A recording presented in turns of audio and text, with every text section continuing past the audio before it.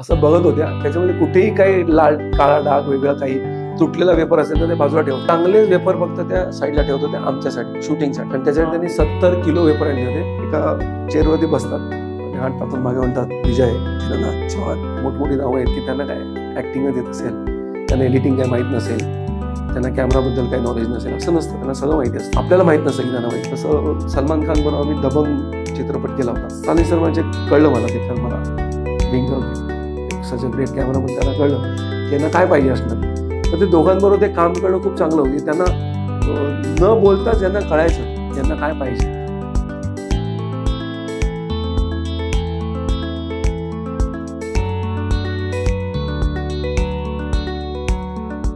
हाय, hello, welcome. वेद थिएटरच्या वेद भेट या पॉडकास्टमध्ये तुमच्या सगळ्यांचं परत एकदा खूप खूप स्वागत. आजचा इंटरव्ह्यू किंवा आजचं पॉडकास्ट आहे हे खूप इंटरेस्टिंग आहे. याचं कारण तुम्ही फिल्म्स पाहता, सिरियल्स पाहता, वेब सिरीज पाहता, वेगवेगळे शोज पाहता, बिंज वॉच करतो आपण, आणि आत्ताचा तुम्ही पॉडकास्ट सुद्धा पाहताय ना. याच्या मागे सगळ्यात मोठा फॅक्टर जो आहे तो म्हणजे कॅमेरा. आणि या कॅमेराच्या मागे एक्झॅक्टली जो माणूस काम करतो, सिनेमॅटोग्राफर, त्या सिनेमॅटोग्राफरची आज आपण मुलाखत घेणार आहोत. ऍज अ असिस्टंट कॅमेरामन म्हणून नटरंग, बालक पालक, बालगंधर्वांसारखे अनेक मराठी फिल्म्स, त्याचबरोबर हिंदीमध्ये Corporate, Traffic Signal, Fashion, Heroine, Dabangg यांसारखे अनेक हिंदी फिल्म्स त्यांनी ऍज अ असिस्टंट कॅमेरामन म्हणून केलेले आहेत. आणि त्याचबरोबर द वाईफ, फोटो प्रेम आणि द मॅजिक नावाच्या फिल्मसाठी त्यांनी ऍज अ कॅमेरामन म्हणून काम केलेलं आहे. असे केदार फडके सर आपल्या बरोबर आज इकडे आले. कॅमेराच्या मागचं जग एक्झॅक्टली कसं आहे याच्या विषयी आपण आज जाणून घेतोय. सो त्यांचं खूप खूप स्वागत. थँक्यू सो मच आज तुम्ही इकडे आलात त्याबद्दल. धन्यवाद.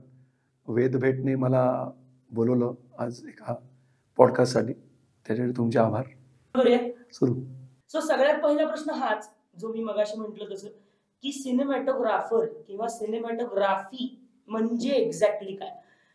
अनेक लोकांना माहिती नसतं की सिनेमॅटोग्राफी म्हणजे काय किंवा कॅमेरा कसा हँडल होतो. सो एक्झॅक्टली सिनेमॅटोग्राफी म्हणजे काय आणि सिनेमॅटोग्राफरचं एक्झॅक्टली काम काय असतं. सिनेमॅटोग्राफर किंवा सिनेमॅटोग्राफी काय करतो याचा तुमचा प्रश्न साध्या सोप्या शब्दात उत्तर असं देता येईल की दिग्दर्शक आणि लेखक हे दोघं मिळून एखादी कथा लिहितात. कथा लिहिताना त्यांच्या मनामध्ये एक दृश्य त्यांनी तयार केलेलं असतं. म्हणजे शब्दांच्या रूपामध्ये एक दृश्य त्यांनी क्रिएट करतात. ते की एक भरपूर पाऊस पडतोय आणि एक व्यक्ती एका निर्जन रस्त्यावरून चालत येते. हे त्याने शब्दरूपात वर्णन केलेलं असतं एखाद्या प्रसंगाचं. पण ते नेमकं दिसायला कसं पाहिजे, किती, म्हणजे पाऊस पडतोय तर किती पडतोय, किंवा आपण म्हणू ना अंधार आहे, अंधाराला पण ग्रेड आहेत की नुकताच संध्याकाळ झाली एक अंधार असतो, थोडे 8:30-9 एक अंधार असतो, काही तुम्ही खूप गावामध्ये गेला तर गावातले अंधार वेगळे असतात. तो कुठला अंधार आहे हे जाणून घ्यायला लागतं एका सिनेमॅटोग्राफरला, म्हणजे कॅमेरामनला. नॉर्मल भाषेमध्ये लोकांना कॅमेरामन हा शब्द पटकन कळेल, कारण सिनेमॅटोग्राफर हा शब्द खूप लोकांनी ऐकलेला नसतो. आता माध्यमं भरपूर आली आहेत, पेपरमध्ये म्हणा किंवा इंस्टाग्राम आहे, फेसबुक आहे, भरपूर लोकांचे इंटरव्ह्यू होतात, त्याच्यामुळे लोकांना सिनेमॅटोग्राफर हा शब्द माहिती आहे. पण नॉर्मल लेमॅन माणसाला कॅमेरामन हा माणूस माहिती आहे. कॅमेरामन, सिनेमॅटोग्राफर किंवा डिरेक्टर ऑफ फोटोग्राफी हे एकच माणूस, पण त्यालाही दिलेली नावं आहेत वेगवेगळी. कॅमेरामन हा जनरली शब्द न्यूज टेलिकास्ट जेव्हा करतात त्याला ENG असं म्हणतात, इलेक्ट्रॉनिक न्यूज गॅदरिंग. त्याच्या मागे जो कॅमेरामन असतो त्याला कॅमेरामन म्हणतो. जो कॅमेरामन बॅट्समन, जो बॅटिंग करतो तो बॅट्समन. आता त्याला नवीन शब्द लागला, बॅटर. पण ते तसं कॅमेरामन हा सेम आहे की जो कॅमेरा मागे उभं राहून कॅमेरा ऑपरेट करतो तो कॅमेरामन. तसं पिक्चर किंवा सिरियल तुम्ही म्हणला तसं तो तुम्हाला दाखवणारा व्यक्ती जो आहे दृश्य स्वरूपात तो कॅमेरामन. माझ्या लँग्वेज मी सांगेन, graphical representation of cinema is called cinematography. की सिनेमा दाखवताना मला दृश्य ते दाखवायचं आहे ते एका चांगल्या ग्राफिकली दिसलं पाहिजे. ते म्हणजे कधी कधी तुम्ही असं कुठेतरी चित्रपट आठवा की ते कथानक खूप चांगलं असतं, पण जर तुम्हाला दृश्य खूपच म्हणजे इंटरेस्टिंग किंवा तुम्हाला आकर्षित करणारे नसतील तर तुमचं लक्ष कुठेतरी विचलित होतं. जसं आपण त्याला ड्युअल मीडियम म्हणतो. रेडिओ हा मीडियम असा की फक्त तिथे ऐकतो आपण, तिथे आपल्याला रेडिओ जॉकी कधी दिसत नाही किंवा जी व्यक्ती रेडिओ बोलते ते आपल्याला काही दिसत नाही. पण टेलिव्हिजन किंवा आता फेसबुक लाईव्ह, इंस्टाग्राम लाईव्ह जे काही लाईव्ह आहे किंवा व्हिडिओ हा जो प्रकार आहे त्याच्यामध्ये माणूस दिसतो आपल्याला आणि तो काय बोलतोय ते आपल्याला ऐकायला पण येतं. तर म्हणजे दोन्ही फॅक्टर हे खूप महत्वाचे आहेत. दिसणं पण तितकंच जास्त गरजेचं आहे, जे काय दिसतंय मला ते, आणि जे काही कथा येते ती पण. त्याच्यामुळे दोघांनी हातात हात घालून जर काम केलं तर ते खूप काम चांगलं होतं. म्हणजे कॅमेरामॅनने खूप चांगले व्हिज्युअल दाखवले पण ते स्टोरीज जर चांगली नसेल तर काही उपयोग नाही. आणि स्टोरी खूप चांगली आहे पण कॅमेरामॅनने जर ती नीट चांगली तुमच्याजवळ मांडलीच नाही दृश्य स्वरूपात, तर ते कधी कधी म्हणतात की त्या स्टोरीला तेवढं किंवा त्या कथेला तेवढं जेवढं एक कलेचं जोड मिळायला पाहिजे होती ती मिळाली नाही. तर कॅमेरामनचं ते काम असतं की तो डायरेक्टर बरोबर बसून त्याच्या मनातला, त्याच्या हृदयात किंवा त्याच्या मनामध्ये तो चित्रपट तयार झालेला असतो, तो लोकांसमोर मांडण्याचं काम कॅमेरामन करत असतो. आयपीएस नावाचा एक प्रकार असतो. आयपीएस म्हणजे आम्ही ज्याच्यातून जनरली तुम्ही कॅमेरामनला असं डोळ्यात बघतो किंवा आपल्याकडे स्टील कॅमेरा आहेत तर स्टील कॅमेराला एक मागे व्ह्यू फाइंडर असतो, त्याच्यातून तुम्ही बघता की त्याच्यातून जी इमेज कॅप्चर होते ती तुम्हाला दिसते. तर आयपीएस मध्ये बघून म्हणजे मी असं म्हणू शकतो की कॅमेरामनला पहिल्यांदा पिक्चर दिसतो आणि मग तो पहिल्यांदा जेव्हा फिल्म कॅमेरावरती आम्ही शूट करायचो तेव्हा हे आता डिजिटल कॅमेरा आल्यामुळे लोकांना व्हिडिओ असिस्ट किंवा त्याच्यातून आउटपुट मिळून लोकांनाही पटपट चित्रपट दिसतो. पण मी म्हणेन 90 पर्यंत किंवा त्याच्या आधी 90-95 पर्यंत मी समजा तोपर्यंत कॅमेरामनलाच फक्त पिक्चर पहिल्यांदा दिसायचा. तो म्हणायचा एकदा आयपीएस बघून तो ओके म्हणला की डिरेक्टर ओके म्हणायचा. डिरेक्टर बघायचा पण नाही, मला दाखव, कारण तेव्हा दाखवायची संधीच नसायची कारण तो निगेटिव्ह आहे. तसं आपण पूर्वी फोटो काढायचो ते 2 दिवसांनी यायचे, तसं ते निगेटिव्ह होती. ते निगेटिव्ह डेव्हलप करून आल्यानंतर 2 दिवसांनी आपल्याला कळायचं की नक्की झालंय काय. पण तोपर्यंत कॅमेरामनच्या डोळ्यावरती त्याला एवढा विश्वास होता की तो एकदा म्हणला की हे ओके तर हे ओके, त्यामुळे त्याला पिक्चर त्याला पहिल्यांदा दिसतो असं म्हणतात. तर ते खूप मोठं जबाबदारी आहे असं मी मानतो की सिनेमॅटोग्राफी ही जबाबदारी खूप आहे की दिग्दर्शकाच्या मनातला चित्रपट तुम्ही समोर लोकांना तितक्याच चांगल्या पद्धतीने तुम्हाला मांडता यायला पाहिजे. तर ते सिनेमॅटोग्राफरचं काम तेवढं कठीण आहे असं म्हणू शकता. सिनेमॅटोग्राफर होण्याचं तुम्हाला कधी स्वप्न पडलं? म्हणजे जसं तुम्ही म्हणता ना की आपल्याला लोकांना असं वाटतं की आपण ऍक्टर व्हावं कारण तो स्क्रीनवरती दिसतो, डायरेक्टर व्हावं कारण त्यांचं नाव येतं, पण सिनेमॅटोग्राफर व्हावं किंवा मला कॅमेराच्या मागे उभं राहून लोकांना ते चित्र दाखवायचंय असं तुम्हाला कधी वाटतं? स्वप्न नाही पडलं, ते ऍक्सिडेंट म्हणू शकता किंवा झालं माझ्याकडून ते. मी माझं कॉलेज KV पेंढारकर कॉलेज डोंबिवलीचं, तिकडून मी BCom झाल्यानंतर मी MBA मार्केटिंग केलंय. MBA मार्केटिंग करून झाल्यानंतर मी department of mass communication studies Pune university इथे ॲडमिशन घेतली होती. तिथे आम्हाला 2 स्पेशलायझेशन असतात, एक व्हिडिओ प्रोडक्शन असतं आणि दुसरं मीडिया रिसर्च असतं. मीडिया रिसर्चमध्ये मीडियाच्या संदर्भात जे काही रिसर्च होतात त्याच्या संदर्भातलं शिक्षण दिलं जातं आणि video production is total scripting, script लिहा, शॉट घ्या, एडिटिंग करा, कॅमेरा काय असतो ते शिकवलं जातं. तर पहिल्या वर्षी आम्हाला एक शिक्षण कॉमन असतं, पहिल्या वर्षी दोन्ही विषय सेम असतात. सेकंड इयरला तुम्ही स्पेशलायझेशन तुमचं निवडायचं असतं. मी या कोर्सला एंट्रन्स टेस्ट दिल्यानंतर मध्ये काही दिवस वेळ होता मला, तर महेश लिमये माझा मित्र आहे, म्हणजे म्हणजे लहानपणापासून मी त्याला ओळखतो. तर तो कॅमेरामन होता म्हणून आम्हाला म्हणजे आमच्या ओळखीच्यांमधला पहिला कॅमेरामन आम्हाला कोण माहिती होतं, महेश लिमये. त्यामुळे आम्हाला ते अप्रूप होतंच की तो काय करतो, तो मोठा आर्टिस्ट आहे, जे स्कूल ऑफ आर्टमध्ये शिकलाय. ते करून तो सिनेमॅटोग्राफर करतो, तो सिनेमॅटोग्राफर आहे हे ऐकून आम्हाला त्याच्याबद्दल कुतूहल होतंच नक्की. तर तो तेव्हा राजा सय्यद नावाच्या एका कॅमेरामनला असिस्ट करायचा. राजा सय्यद आणि संजय लीला भन्साली हे बॅचमेट आहेत FTI मधले. तर FTI मधले विद्यार्थी, नवीन विद्यार्थी जे असतात त्यांना शिकवायला जातात, म्हणजे आपण त्याला क्लास म्हणू, इथे क्लास घ्यायला जातात. तर संजय लीला भन्साली त्यांना गाणं कसं शूट करावं एक, कारण तुम्हाला जर म्हणजे माहितीच असेल की संजय लीला भन्साली त्याच्या खूपशे जे पिक्चरची गाणी आहेत ते स्वतः कोरिओग्राफ करतात. तर ते कोरिओग्राफी कशी करायची आणि त्याचं शूटिंग कसं करायचं हे शिकवायला ते तिथे गेले होते. आणि राजा सय्यद तिथे कॅमेरामन जे म्हणजे सिनेमॅटोग्राफीचे विद्यार्थी आहेत त्यांना हे शिकवायला गेलं होतं की हे गाणं शूट कसं करायचं किंवा याची मुवमेंट आहे की समजा गोल गोल गोल गोल फिरत फिरत एखादा नायिका येते तर आपण ते अजून चांगल्या दृष्टीने कसं दाखवू शकू. मग त्याची मुवमेंट कशी असली पाहिजे, कॅमेरामध्ये मुवमेंट्स आहेत, ट्रॅक आहे, ट्रॉली आहे, ट्रॅक इन ट्रॅक आउट, आता जिमी जीपे नवीन अजून एक आलेले आहे, भरपूर येतात, स्टेडी कॅम्स आहेत, तर तुम्ही कसं वापरू शकता चांगल्या पद्धतीने हे राजा सय्यद शिकवायला आला होता. तेव्हा महेश लिमय त्याला असिस्ट करायला FTI ला आलेला होता. महेश मला तेव्हा म्हणलं होता दिवसभर काय करतोय, म्हणलं काय नाही. तो म्हणलं येतोस का, आम्ही शूटिंग करतोय, आम्ही येतोस का बघायला. येतो बघायला म्हटलं मी तुझ्यावर. मी गेलो तिथे बघायला. तर दिवसभर मी त्यांचा मोठा एक स्टुडिओ आहे तिथे, त्यांचं शूटिंग चालू होतं. तर मी ऑब्झर्व करत होतो तेव्हा की काय करतायत. संजय लीला बन्साली स्वतः तेव्हा त्यांचा हम दिल दे चुके सनम पिक्चर रिलीज झाला होता. त्याची भरपूर हवा होती पहिल्यापासूनच, खामोशी आहे. तर ते काय करतायत, ते कसं करतायत, मी दिवसभर बसून त्यांच्याकडे बघून बघत होतो, शिकत होतो. राजा सय्यद म्हणजे तुम्ही कॅमेरामनला कधी जर काम करताना बघितलं तर कॅमेरामन उभं राहण्याची एक पद्धत असते त्याची. म्हणजे आम्ही असं म्हणतो कॅमेरामन कधी असे खांदे वाकून निघून उभे राहत नाहीत. कॅमेरामन काम सेट असतात, कारण तो माहित नाही ते अंगात येतं आमच्या, ते आम्हाला असं गवळ्यासारखं नाही उभं राहत येतं, ते का माहित नाही. कॅमेरा समोर उभे असते, आम्ही जसं कॅमेरा ताट असतो आम्ही पण ताटच उभे असतो. म्हणजे आम्हाला घोडे म्हणतो, आम्ही दिवसभर उभेच असतो.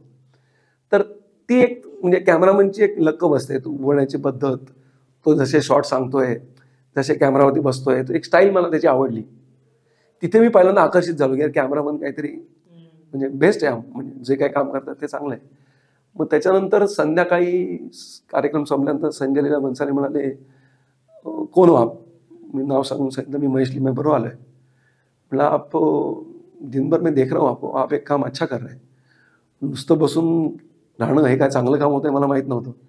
ते म्हणले तुम बहुत बहुत अच्छा काम कर रहे हो. क्या कर रहे हो, आप दिन भर बैठे हो लेकिन किसी को आपने सवाल नहीं पूछा कुछ भी. हाँ मतलब मैं सीखने की कोशिश कर रहा हूँ, जितना मेरे को आ रहा है उतना मैं घर जाके अगर मुझे कुछ सवाल तो मैं महेश को पूछूंगा. आपकी ये बात मुझे अच्छी लगी कि आपने किसी को सवाल नहीं पूछे लेकिन आप दिन भर देख रहे. तर तेव्हा म्हणजे तेव्हापासून किंवा त्याच्या आधीपासून ती एक सवय होती की कायम डोळे उघडे ठेवून आपल्या आजूबाजूला काय घडतंय ते कायम टिपत राहिलं पाहिजे माणसाने, असं मला वाटतं. कधी पण आज पण दुसरा कुठलं एखादा पिक्चर शूट होत असेल किंवा दुसरा एखादं कुठलंही काम कोणी करत असेल तर आपण ते उघडे डोळे आणि कान ओपन ठेवून बघत राहिलं पाहिजे. प्रत्येकाकडून काहीतरी शिकण्यासारखं आहे असं मला वाटतं. म्हणजे कोणी असून दे, आज मी तुझ्याबरोबर बसलोय, मला तुझ्याकडूनही काही गोष्टी दोन शिकता येतात. असं कधीच माणसाने डोळे बंद करून म्हणून नाही मी शिकून झालं माझं, आता मला कोणाकडून शिकायचं नाहीये. तो कंटिन्युअस लर्निंग प्रोसिजर पाहिजे असं मला वाटतं. मग ते बघून झाल्यानंतर थोडं ते 2 दिवस बघितलं होतं. मग त्याच्यानंतर महेश लिमयची चर्चा होत होती. मग त्याच्यानंतर मला ॲडमिशन मिळाली. मग मला बेसिक एज्युकेशन मिळालं, कॅमेरा कसा हँडल काय, लॉंग शॉट काय, ते सगळे टेक्निकल जार्गन सांगत नाही बसत तिथे. मग त्यानंतर आम्हाला आमच्या फिल्म करायला लागतात. मग तेव्हा ते एक पद्धत अशी असते की माझी डायरेक्शन फिल्म आहे ते तू शूट करायची, तुझी तुझं आहे ते मी शूट करणार, कारण ते एकमेकांना करत होतं. तर ते करता करताना मी माझ्या 5-6 मित्रांना होतं त्यांना सगळ्यांना म्हणत होतो तुमचे जे काही फिल्म्स असतील ना ते मी शूट करेन. का आता म्हणलं मला टेक्निकल साईड जास्त आवडते, का माहित नाही, आवडायला लागली तेव्हा लाइटिंग करतात ते आवडायला लागलं, कॅमेरा करतो ते अँगल लागले, अँगल आवडायला लागले. मग तेव्हा आम्हाला एडिटिंग पण आम्हालाच करायला लागायचं, मग ते पण आवडायला लागलं. सो या 2 प्रोसिजर म्हणजे डिरेक्शन तुम्ही म्हणला तसं डिरेक्शन लेखन हे असल्यामुळे ती एक क्रिएटिव्हिटी बाजू आणि ही एक टेक्निकल क्रिएटिव्हिटीची बाजू. तर मला तेव्हा टेक्निकल क्रिएटिव्हिटीची बाजू जास्त आवडायला लागली. तेव्हा थोडा म्हणजे मनामध्ये एक विचार येत होता की आपण कॅमेरामन व्हावं. पण म्हणजे मी मागे पण कधी एकदा कोणतरी सांगितलं असेल की मुन्ना मैं MBS मध्ये एक डायलॉग आहे, तो मुझे ना फुलटूस डॉक्टर बनने का है. वो ना काय एक डॉक्टर को हड्डी के डॉक्टर को मालूम नहीं ऊपर दिल में क्या चल रहा है, असं नको व्हायला म्हणून मी माझं जेव्हा मास कम्युनिकेशन कम्प्लीट झालं त्याच्यानंतर पॅलेट कम्युनिकेशन म्हणून एक कंपनी होती संजीव शर्मा यांची, त्यांच्याकडे मी ॲज अ त्यांचा सहाय्यक दिग्दर्शक म्हणून काम सुरुवात केली. मी तेव्हा मी मल्टी कॅमेरा शोज करायचो. तुम्हाला जर माहिती असेल तर खुलजा सिम नावाचा एक खूप मोठा शो होता, तिथे मी ॲज अ असिस्टंट डिरेक्टर काम केलं होतं. तर मल्टी कॅमेरा सेटअपचं एक वेगळं आहे, म्हणजे त्याची शूट करण्याची पद्धत वेगळी आहे. मल्टी कॅमेरामध्ये तुम्हाला गोष्टी घडत असतात आणि त्या तुम्हाला ॲट अ टाइम मल्टी कॅमेरामधून त्या टिपायच्या असतात, बरोबर आहे. तर सिनेमा करताना आता 2 कॅमेरा 3 कॅमेरा यायला लागतात, पण पूर्वी सिनेमा शूट करताना सिरियल कुठली शूट करताना एकच कॅमेरा असतो. त्यात काही चुकी झाली कोणाची की आम्ही थांबतो, हे थांब, कट, सगळ्यामध्ये कट, परत घ्या. पण मल्टी कॅमेरा सेटअपचं सगळ्यात उत्तम उदाहरण म्हणजे देता येईल म्हणजे क्रिकेटची मॅच. एखादी क्रिकेटची मॅचमध्ये जसप्रीत बुमराहने समजा बॉल टाकायला सुरुवात केली आणि मी जर कॅमेरा म्हणून ते टिपू नाही शकलो, तुला सांगू नाही शकत थांब थांब थांब थांब तो बॉल परत टाक. बरोबर. तर ते मल्टी कॅमेरामध्ये तो असतो की ते ऍट अ टाइम, आता जे आपण मॅचेस बघतो तेव्हा 20, 25, 32 असे पण कॅमेरा असतात. त्यामुळे तुम्हाला जर तुम्ही जुन्या मॅच जर बघितल्यात तर त्या मॅचच्या कव्हरेजपेक्षा तुम्हाला आत्ताच्या मॅचचं कव्हरेज जास्त आवडतं, कारण तुम्हाला प्रत्येक गोष्ट कव्हर होते तुम्हाला. म्हणजे बॉलर ऍक्शन कशी करतो, मग त्याचं बोटो कुठे चेंडूवरती, ती कशी फिरतायत, एवढं खूप तुम्हाला डीप नॉलेज तुम्हाला पण कळतं. आणि त्या प्लेअरला पण नंतर जर त्याचा स्वतःचा अभ्यास करायचा असेल तर त्याला पण ते अनुभवता येतं किंवा त्याच्यातून शिकता येतं. तर that is the style of shooting multi camera setup, की 15-16 कॅमेरा ॲट अ टाइम लागतात आणि मग ते शूट होत असतं. तर तिथे शिकत असताना मल्टी कॅमेरा सेटअप झाल्यानंतर ते शो झाल्यानंतर ते शो आम्हाला एडिट पण करायचे आहेत. मग एडिट करताना काय चुकी होऊ शकतात आपल्याकडून शूटिंग करताना, त्या तुम्ही एडिटिंगमध्ये जाऊन सुधारायच्या असतात. अशी पद्धत आहे की तुम्ही जे शूट करताना चुकता ते तुम्हाला एडिटिंगमध्ये दिसतं, तिथे काही लपत नाही. मग तिथे जे काही चुकलेलं किंवा असं काही आहे ते सुधारायचं कधी, तर नेक्स्ट टाइम जेव्हा आपण परत शूट करणार तेव्हा सेम मिस्टेक परत नाही करायच्या, असं माझ्या सरांनी मला सांगितलं होतं. किंवा मी ते तेव्हा शिकलो पण की सेम मिस्टेक परत करू नका. आपल्याला एकदा कळलं की अरे हा शॉट होता त्याच्यापैकी, कारण कधी कधी तुम्हाला लेंथ कमी करायला लागते, कारण एपिसोड ठरलेले असतात 46 मिनिटं 47 मिनिटं. तर खूपच बडबड करत गेलात तर तुम्हाला, जसं आपण आता बोलतोय माझी पण बडबड खूपच गेली तर तुम्हाला कोणीतरी ती कट करायला लागते. मग त्याच्यामध्ये एक तुमचा शॉट लावलाय, एक माझा शॉट लावलाय, याच्यामध्ये एडिटिंग करून तुम्ही ते एडिट करून तो जो हवा तो पोर्शन ठेवता आणि तो नाहीये तो तुम्ही काढून टाकता. हे तुम्ही आता आज 2 घेतले, 3 घेतले, 4 इंटरव्ह्यू घेतले, उद्या तुम्हाला 5व्या-6व्याला अजून कळेल की अरे आपलं कुठं चुकतंय. मग ते पुढच्यावर तुम्ही ते सुधारता की हा अँगल चुकतो, जे काय असेल ते. तसं मी त्या एडिटिंग म्हणून शिकत गेलो.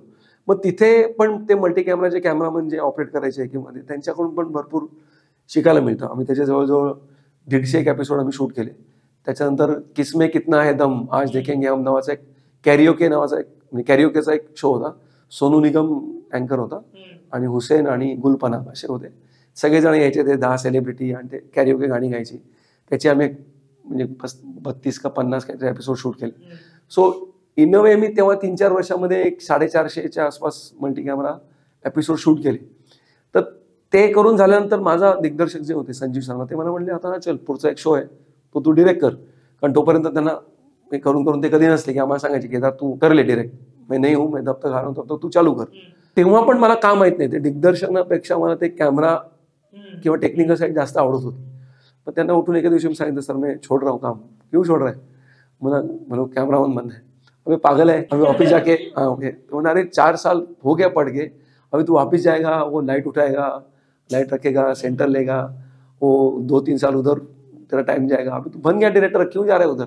मैंने मालूम नहीं सर, मन में क्यों ऐसा लग रहा है की कॅमेरामन में म्हणजे मुझे कॅमेरामन बनना चाहिए. ते म्हणजे ठीक आहे, तुला काही गरज लागली तर परत ये माझ्याकडे.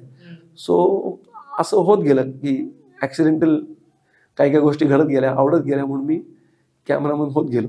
आणि त्याच्यानंतर महेश लिमयेकडे काम करायची संधी मिळाली. मग ती संधी मिळाली तर त्याने हेल्प केली, त्याने संधी दिली, तर मग झालो कॅमेरामन, असं झालं. नाही, त्याकडे आपण येतोच. पण मला हे पण विचारायचं होतं, तुम्ही जसं म्हणालात तसं कॉलेजमध्ये असताना पहिल्यांदा तुम्ही कॅमेरा हँडल केला डिपार्टमेंट ऑफ मास कम्युनिकेशनला. करेक्ट. त्याच्या आधी तुम्ही तुमचा अजिबातच त्याच्याशी संबंध नव्हता? कधी घरातले काही फोटो, वडिलांकडे कॅमेरा असेल ते कधी काढले असतील तर, त्याच्या अलीकडे कधीच मी असं लहानपणापासून कॅमेरा घेऊन बसलो असं. तेव्हा नसतील लोकांकडे कॅमेरा, आता खूप आहेत. पण तेव्हा आमच्याकडे असं अख्ख्या फॅमिलीत म्हणून 2 कॅमेरा असायचे. 36 रोल मिळायचा, ते वाचून फोटो काढले जायचे. आता सारखे ढिगभर फोटो नसायचे. त्यामुळे पण कधी कॅमेरा त्याच्या आधी हँडल नव्हता केला. पण आता जसं तुम्ही मगाशी म्हणालात तसं सोनू निगम असेल किंवा तुम्ही बच्चन साहेबांचं नाव घेतलं, अमिताभ बच्चन असेल, तर तुम्ही अशा अनेक लोकांबरोबर कामं केलेली. तर एस्पेशली असं सोनू निगमचं तुम्ही नाव घेतलं म्हणून, पण काय अनुभव होता त्यांच्याबरोबर म्हणजे जेव्हा तुम्ही काम केलं त्या काळात? तो शो संपला, म्हणजे त्याचं संपण्याचं जे हे असायचं की सगळे ते 5 सेलिब्रिटी यायचे, 5 सेलिब्रिटी मुलं असायची, ते सगळे टेलिव्हिजनमध्ये स्टार होते तेव्हा. म्हणजे तेव्हाच्या सिरियल होत्या, सास भी कभी बहू थी, काय ते कहाणी घर घर की, आणि काय त्या भरपूर सिरियल होत्या. त्या सिरियलमधले 5-5 कॅरेक्टर यायचे आणि ते तिथे बसायचे एकमेकांसमोर, आणि मुलं वर्सेस मुली असा एक नॉर्मल चांगला हसत खेळत कार्यक्रम. मग तिथे त्यांना स्क्रिप्टिंग काहीतरी असायचं. म्हणजे मी आणि निलय जर आपण एका साईडला आहोत, बरोबर. आपल्या समोर 2 मुली बसलेल्या आहेत, तर त्या 2 मुलींना काहीतरी टॉन्ट मारायचे. हा. मग ते मुली म्हणणार तुम हमको क्या हराओगे, हम तुमको दिखाते हैं, हम अभी गाना गा के दिखाएंगे, अरे तू क्या गाना गाएंगे, असं एक स्क्रिप्टिंग होतं. Correct. मग ते त्यांची गाणी मिणी संपल्यानंतर सोनू निगम सगळ्यात शेवटी एक गाणं गायचा. हा. तो सोनू निगम तेव्हा कधी कधी स्वतःचं गाणं गायचा हा. किंवा तो एखादा दुसऱ्या माणसाचं गाणं त्याच्या आवाजात गायचा. हम्म. सगळं ते सकाळी ना आम्ही 8-8:30 पासून सगळं चालू असायचा शो. ते सगळ्या सेलिब्रिटीला एकत्र करणं म्हणजे ते असायचं ना की याची सिरियल चालू आहे, त्याचा शॉट चालू आहे, तो निघतोय, तो येतोय, असं कारण ते सगळे आल्याशिवाय शो चालू करता यायचं नाही. तो ते शो चालू व्हायला संध्याकाळचे कधी कधी 5:30-6 सुद्धा वाजायचे. दिवसभर आम्ही काय करतोय काय नाही, तयारी करतोय, तुमचं गाणं म्हणून घ्या, तुमचं रिहर्सल करा, हे करा, ते करा. तर ते खूप मोठं टास्क होतं दिग्दर्शकाला, प्रोडक्शनला, की ते 5-5-10 एक सेलिब्रिटी जज पण यायचा. हा. म्हणजे मिका सिंग किंवा काय होता सुदेश भोसले, ते सेलिब्रिटी म्हणून यायचे. म्हणजे हे 5-5-10, 3 अँकर 13 आणि तो 14वा, असे 14 celebrity at a time handle करणं इज नॉट अ जोक. कारण त्यांच्या ते आपापले रुसवे फुगे खूप असतात. हा. ह्याला का गाणं दिलं, मला का दिलं नाही, त्याला जरा जास्त बोलायला दिलं, ते रुसवे फुगे सगळे ॲडजस्ट करा, हे करा, ते करा, असं सांगून आम्ही कधी कधी ते दमायचो की अरे खूप धमाल झालं. पण सगळ्यात शेवटी सोनू निगम यायचा आणि तो एक गाणं सादर करायचा. ते जे काही गाणं आम्ही ऐकायचो ना, तो अनुभव वेगळा होता. कारण तो नॉर्मल गाणं ऐकतो आपण, त्याच्यापेक्षा काहीतरी वेगळं तो गायचा. हम्म. मी खूप म्हणजे रियालिटी शोमध्ये किंवा गेम शोमध्ये म्युझिकच्या संदर्भातले 2-3 हे केले, कार्यक्रम केले. मला असं वाटतं म्युझिकचे जेव्हा कार्यक्रम आपण करतो ना, मला जनरल असा अंदाज तेव्हा दमायला होत नाही, का माहीत नाही, बरोबर. पण दमायला अजिबात होत नाही. कारण ते तुम्ही त्या गाण्यांमध्ये असताना ते तुम्हाला गाणं तुमचं श्रम बिम सगळे विसरून टाकता. हम्म. तसं सोनू निगमचं ते गाणं ऐकलं ना म्हणजे असं शेवटचा कार्यक्रम असायचा की दिवसभर असं वाटत अरे वा काही नाही केलं. सोनू निगमकडून समोर एवढं त्याचं एक गाणं कोणी कोणाचे आवाज काढून गायचा, कधी स्वतःचे गायचा, ते ऐकून खूप धन्यता वाटली. तसं सुनामी जेव्हा आली होती हम्म. त्याच्यानंतर सोनी टीव्हीने एक कार्यक्रम केला होता की सगळे सिंगर आले होते आणि त्यांनी एक कार्यक्रम केला होता आणि ते म्हणजे त्याच्यातून जे काही फंड रेज होईल ते आम्ही सुनामीसाठी हेल्प म्हणून देऊ. तेव्हा कुठलेही कलाकार जे कोणी आले होते त्यांनी कोणी तेव्हा त्याच्यातून मानधन घेतलं नव्हतं. सोनीने तो कार्यक्रम असाच केला होता. तो शूट करण्याचा आम्ही तो शूट केला होता. ग्रेट तुम्ही का म्हणता, सोनू निगम किंवा कोणी आले ग्रेट कसं, त्याचं एक छोटंसं उदाहरण सांगतो. त्या गायकाचं मी नाव नाही सांगत. त्या गायकाने त्याचं गाणं प्रेझेंट केलं. गायक खूप मोठा आहे, म्हणजे माझी तर लायकी पण नाही त्यांच्याबद्दल बोलायची, गायकांची पण लायकी नसेल त्यांच्याबद्दल बोलायची, एवढा मोठा गायक आहे. बापरे. तर त्यांनी गाणं सादर केलं, ते सोनू निगमने ऐकलं. सोनू निगम म्हणलं मला हे गाणं परत ऐकायचं आहे. मग त्याने हेडफोन लावून आमच्या TCR म्हणून एक रूम असते तिथे, मास्टर रूम म्हटलंय, त्याच्यात जाऊन त्यांनी गाणं ऐकलं. त्यांनी म्हणले सर तुम्ही गाणं परत करा. ते म्हणले का, असं का परत करा. ते म्हणले तुम्ही एकदा ऐका, तुमचे त्या लाईनमधले तो एक स्वर आहे ना तुमचा, तो थोडा हल्लाय, तो म्हणलं तुम्ही परत करा. तो म्हणलं हो. तो गायक पण मोठा असूनही तेवढा म्हणजे साधा आहे. त्याने येऊन ऐकलं ते गाणं. ते म्हणलं हा बरोबर आहे, थोडा सूर हल्लाय, मी परत घेतो एकदा. तर ते गायक त्या रूममधून बाहेर गेले. आणि आता ते कसं असतं, शेवटी तुम्ही म्हणता तसं की आम्हाला ते कळत होते अरे 9 पर्यंत कार्यक्रम संपवायचा आहे, परत करा म्हणतायत, परत तो अर्धा तास जाईल. तो सोनू निगम तेव्हा बिंग सोनू निगम तो असं म्हणला होता की बाकी कोणी केलं ना, समजा उद्या माझ्याकडून समजा एखादी चूक झाली ना गाण्यात तर चालेल, पण त्या माणसाची चूक नाही चालणार. तो फार थोर माणूस आहे, त्याच्याकडून चूक होणारच नाही, ती झाली आहे ती त्यांना मला सांगून त्याला करेक्ट करावी लागेल. तर हे या मोठ्या लोकांचं म्हणजे शिकण्यासारखं असतं की ते त्यांची चूक असेल ना ते मान्य करतात, हा माझी चूक आहे. एखादा एवढा मोठा गायक असेल तर म्हणतात तुम्हाला काय कळेल, पण तो गायक म्हणला नाही नाही मी गातो परत, झालं असेल. कारण ते कसं होतं, ओपन गाणं होतं, ते आपापले म्हणजे ठरवून गात नव्हते, जसं मनात येईल तसं गात होते. तर तो एक अनुभव आहे. अमिताभ बच्चनचं नाव घेतलं म्हणून आम्ही यांचा एक प्रोमो केला होता कौन बनेगा करोडपतीसाठी. तर ते चालत येतात, 3 पार्ट होते त्याच्यामध्ये, ते चालत येतात ते त्यांची कविता ऐकवत येतात. मैं और मेरी तन्हाई अक्सर बातें करते, तुम होती तो ऐसा होता. ते गाणं आपण म्हणजे अनंत वेळा ऐकलेलं आहे.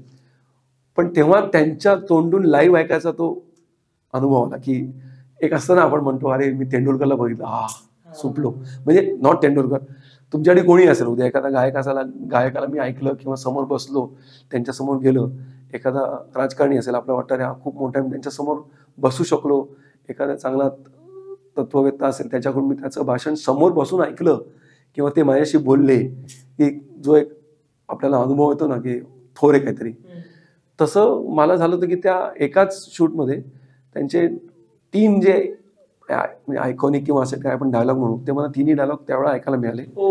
मैं और मेरी तन्हाई करत करते शिडी चढत वरती येतात. वरती आल्यानंतर त्यांनी दीवार पिक्चरचा डायलॉग ऐकला होता की 25 साल मैंने यहाँ पे आज तक तुमसे कुछ नहीं मांगा लेकिन आज मांग रहा हूँ, मेरी माँ मुझे वापस दे दे. ते जे आहे तो सीन जो आहे तो अजूनही म्हणजे अंगावर काटा येतो ऐकताना की काय माणसाने थोर ऍक्टिंग केली. त्या सीनच्या आधी अमिताभ सरांनी सांगितलं होतं की मला 2-3 मिनिटं पिन ड्रॉप सायलेन्स पाहिजे तुमचं सगळं काम झाल्यानंतर, मला कॉन्सन्ट्रेट करायला लागतं. आणि तो प्रसंग त्याने तिथे इनॅक्ट करून दाखवला आणि त्या माणसाच्या डोळ्यात अश्रू आले, म्हणजे येतच असतील, थोर ऍक्टर आहेत. पण ते त्यांच्याकडून समोर ऐकायला मिळालं, मी त्यात धन्यता वाटली. आणि ते वळतात, एका चेअरवरती बसतात आणि हात टाकून मागे म्हणतात, विजय दीनानाथ चव्हाण. जसं काही काही हे अनुभव आहेत की माणसं स्वतःच्या फील्डमध्ये कसं असतात, तसं मी म्हणलं तसं की काही काही कलाकारांना दुसऱ्याचं फील्डमधलं पण माहिती असतं. जसं आपण नावं घेतो की मोठमोठी नावं आहेत की त्यांना काय ऍक्टिंगच येत असेल, त्यांना एडिटिंग काय माहीत नसेल, त्यांना कॅमेराबद्दल काही नॉलेज नसेल, असं नसतं. त्यांना सगळं माहिती असतं, आपल्याला माहीत नसतं की त्यांना माहिती. जसं सलमान खान बरोबर आम्ही दबंग चित्रपट केला होता, तेव्हा हुड हुड दबंग दबंग हे गाणं जे आहे ते शूट करत होतो आम्ही. गणेश आचार्य मास्टर आहेत, ते एका कॅमेरावरती होते, महेश दुसऱ्या कॅमेरावरती होता. ते गणेश आचार्य ते म्हणजे कोरिओग्राफर पण कॅमेरा ऑपरेट करतात, पण ते आम्हाला सांगतात ते बाकी सगळं तू कर, मी कॅमेरा ऑपरेट करणार फक्त. त्यांना ती सवय असे ऑपरेट करायची. तर जनरल ते क्रेसेंटो जो होता गाण्याचा तो शूट करत होता आम्ही मॉब बरोबर. तर सलमान खान मला म्हणला, केदार कॅमेरा में लेन्स कौन सा है? म्हणजे झूम लेन्स आहे. झूम लेन्स को मिनिमम फोकस कितना है म्हणले. मी एक क्षण तेव्हा मनात हे झालं तुम्हाला, उफ ओके. मी त्यांना सांगितलं 5.5 फूट. प्रत्येक लेन्सला एक मिनिमम फोकस असतो. मिनिमम फोकस म्हणजे काय, तुम्ही आणि मी आता जे शार्प दिसतोय आपल्याला ते फोकस ठेवायला लागतो तिथे. म्हणजे तुमचं आणि माझं कॅमेरापासून जे अंतर आहे हे आता समजा की 5 फूट असेल, तुमचं काय 6 फूट असेल, तर तिथे ते 6 फूट वरती ठेवायला लागतं. नाही ठेवलं तर तुम्ही आउट फोकस दिसता, अस्पष्ट दिसतं. तर हे एक फोकस पुलर एक व्यक्ती असते की हे सगळं काम करत असतो की समजा समोरून व्यक्ती चालत येते तर कॅमेरामध्ये ठेवून लेन्सवरती तो फोकस ठेवायला लागतो. म्हणजे 20 फुटावरून माणूस जर चालत 6 फुटावर येत असेल तर त्याचं ते अंतर जज करून ते अंतर तिथे ठेवायला लागतं, नाही तर तुम्हाला तो शॉर्ट आउट फोकस म्हणजे पुसट दिसतो. तर एक मिनिमम फोकस असतो की त्याच्या पलीकडे दृश्य दिसूच शकत नाही. पण ही खूप टेक्निकल गोष्ट आहे की एक लेन्सला मिनिमम फोकस असणं ही एक टेक्निकल गोष्ट आहे. ती कॅमेरामन, त्याचे असिस्टंट किंवा टेक्निशियन्स यांनाच माहिती पाहिजे असं आम्हाला वाटतं. सलमान खानला पण ही गोष्ट माहीत होती. हे बघून मला आदर वाढला की बिंग एवढा मोठा आर्टिस्ट आहे पण त्याला कॅमेराचा मिनिमम फोकस काय असतो हेही त्याला माहिती आहे. आणि त्याने मला म्हणलं की तुम्हाला कुठे दाखव, की तिथे येऊन काहीतरी करीन, ते तू फोकस फुल कर तेवढं. तेव्हा कळलं की आर्टिस्ट नुसतेच मोठे नसतात, ते लोकांना वाटतात की काय आहे सलमान खान उशीर आहे, तो हे तो ते. पण ठीक आहे, ते त्यांना गणित वेगळं, पण ते टेक्निकल तेवढे साऊंड आहेत. त्याचे खूप आर्टिस्ट आहेत ते असिस्ट करून आलेले आहेत आपापल्या वडिलांना म्हणा किंवा कोणालाही म्हणा. तेव्हा त्यांना एडिटिंग याचं सगळ्यांचं नॉलेज आहे. जसं अजय देवगण आहे, त्याचे वडील वीरू देवगण सर, ते स्वतः फाईट मास्टर होते. त्यामुळे तो जेव्हा स्वतः फायटिंग करतो तेव्हा त्याला माहिती असतं की काय फायटिंग करायची म्हणजे काय करायची, अँगल कसा लागतो. म्हणजे समजा फायटर माझ्याकडून एखादी ॲक्शन करेल तर मी त्याला रिप्लाय कसा देईन, ते कॅमेरामध्ये दिसेल कसं, कुठल्या अँगलला कॅमेरा लावला तर ते जास्त प्रभावी दिसेल, हे त्याला माहिती आहे. जसं रोहित शेट्टी पण आहे, त्याचं तुम्ही जर कधी बिहाइंड द सीन्स बघितलेत तर त्याला त्याचे शॉट माहिती असतात, कारण ते लहानपणापासून ते शिकत आलेले आहेत. पण अजय देवगणला सुद्धा ते नॅक माहिती आहे की कॅमेरा कुठे प्लेस करायचा आहे. तसे सगळ्या ऍक्टरला आपापल्या क्षेत्रातलंच नाही पण दुसऱ्या क्षेत्रातलं पण ज्ञान तेवढं आहे. ते ऐकून खरं वाटतंच. म्हणून ती लोक तेवढी ग्रेट, म्हणून तेवढी ग्रेट आहे, तेवढी मोठी आहे. बाकीच्या फील्ड मधल्या पण गोष्टी माहिती आहेत जेणेकरून ते त्यानुसार काम करू शकतात. आता तू पण एक कलाकार आहेस, तुला पण माहिती आहे की लाईट घेणं हा एक प्रकार असतो की माझा लाईट जर इथे येतोय तर मी बरोबर तिथे येऊन थांबलं पाहिजे तर मला माझा लाईट बरोबर मिळतो. तर कधी कधी आम्ही आर्टिस्टला सांगतो की सर हा तुमचा मार्क आहे, हे तुमचं लाईटिंग आर्टिस्ट, तुम्ही इथे लाईटिंग, पुढे मागे गेला तर तुमचा लाईट थोडा कमी जास्त होईल. तरबेज किंवा त्यांना खूप एक्सपिरियन्स आहे कॅमेरा हे आहेत ना ॲक्टर, मी खूपदा बघितले, त्यांना सांगायची गरज नसते. ते बरोबर लाइटिंग इकडे तिकडे बघतात आणि बरोबर त्यांच्या मार्कवर उभं राहतात. हे शेअर एक्सपिरियन्स आहे असं मला वाटतं. तुम्ही मगाशी जसं म्हणालात तसं महेश लिवा यांचं तुम्ही नाव घेतलं, जे मराठी इंडस्ट्री, हिंदी इंडस्ट्री, अनेक वेगवेगळ्या फिल्म्ससाठी नावाजले गेलेले सिनेमॅटोग्राफर आहेत, की जे तुमचा बालपणीचा मित्रच आहे जवळ. तर त्यांच्याबरोबर मित्र म्हणून तुम्ही जो अनुभव आहे तुमचा तो, आणि त्यांच्याबरोबर ऍज अ सिनेमॅटोग्राफर म्हणून त्यांच्याबरोबर प्रोफेशनली काम करतानाचा तुमचा अनुभव आम्हाला ऐकायला नक्की आवडेल. महेश लिमॅन बरोबरचा अनुभव मित्र म्हणून कमी आहे. अच्छा. पण ॲज अ मेंटॉर तो अनुभव खूप आहे. म्हणजे 8-9 वर्ष मी त्याच्यावर काम केलं. त्याने मला आई लिहायला शिकवलं, असं आपण म्हणू शकता. की पहिला माणूस असतो ना, की तो आपल्याला, म्हणजे तुम्ही बालवाडीत जेव्हा जाता, तुम्ही कितीही उद्या मोठे झालात, डॉक्टर म्हणा, आपापल्या क्षेत्रात खूप मोठे झालात, तरी ती पहिल्या, म्हणजे मी बाई म्हणतो, आता मॅडम झाल्यात, आम्ही बाई, आमच्या मराठी शाळेमध्ये बाई होत्या, त्या बाई कायम लक्षात राहतात, की ज्या आपल्याला पहिलं आई लिहायला शिकवतात. तसं कॅमेरामन होताना किंवा या कॅमेरामनचे जे काही शिक्षण आहे त्याच्यामध्ये पहिलं आई ABCD लिखवायला त्याने मला शिकवलं. त्याच्यामुळे त्याच्याबद्दल काय म्हणू, रिस्पेक्ट आहेतच, तो कधी जाऊ शकत नाही. तर तो खूप म्हणजे कमालीचा तो परफेक्शनिस्ट आहे.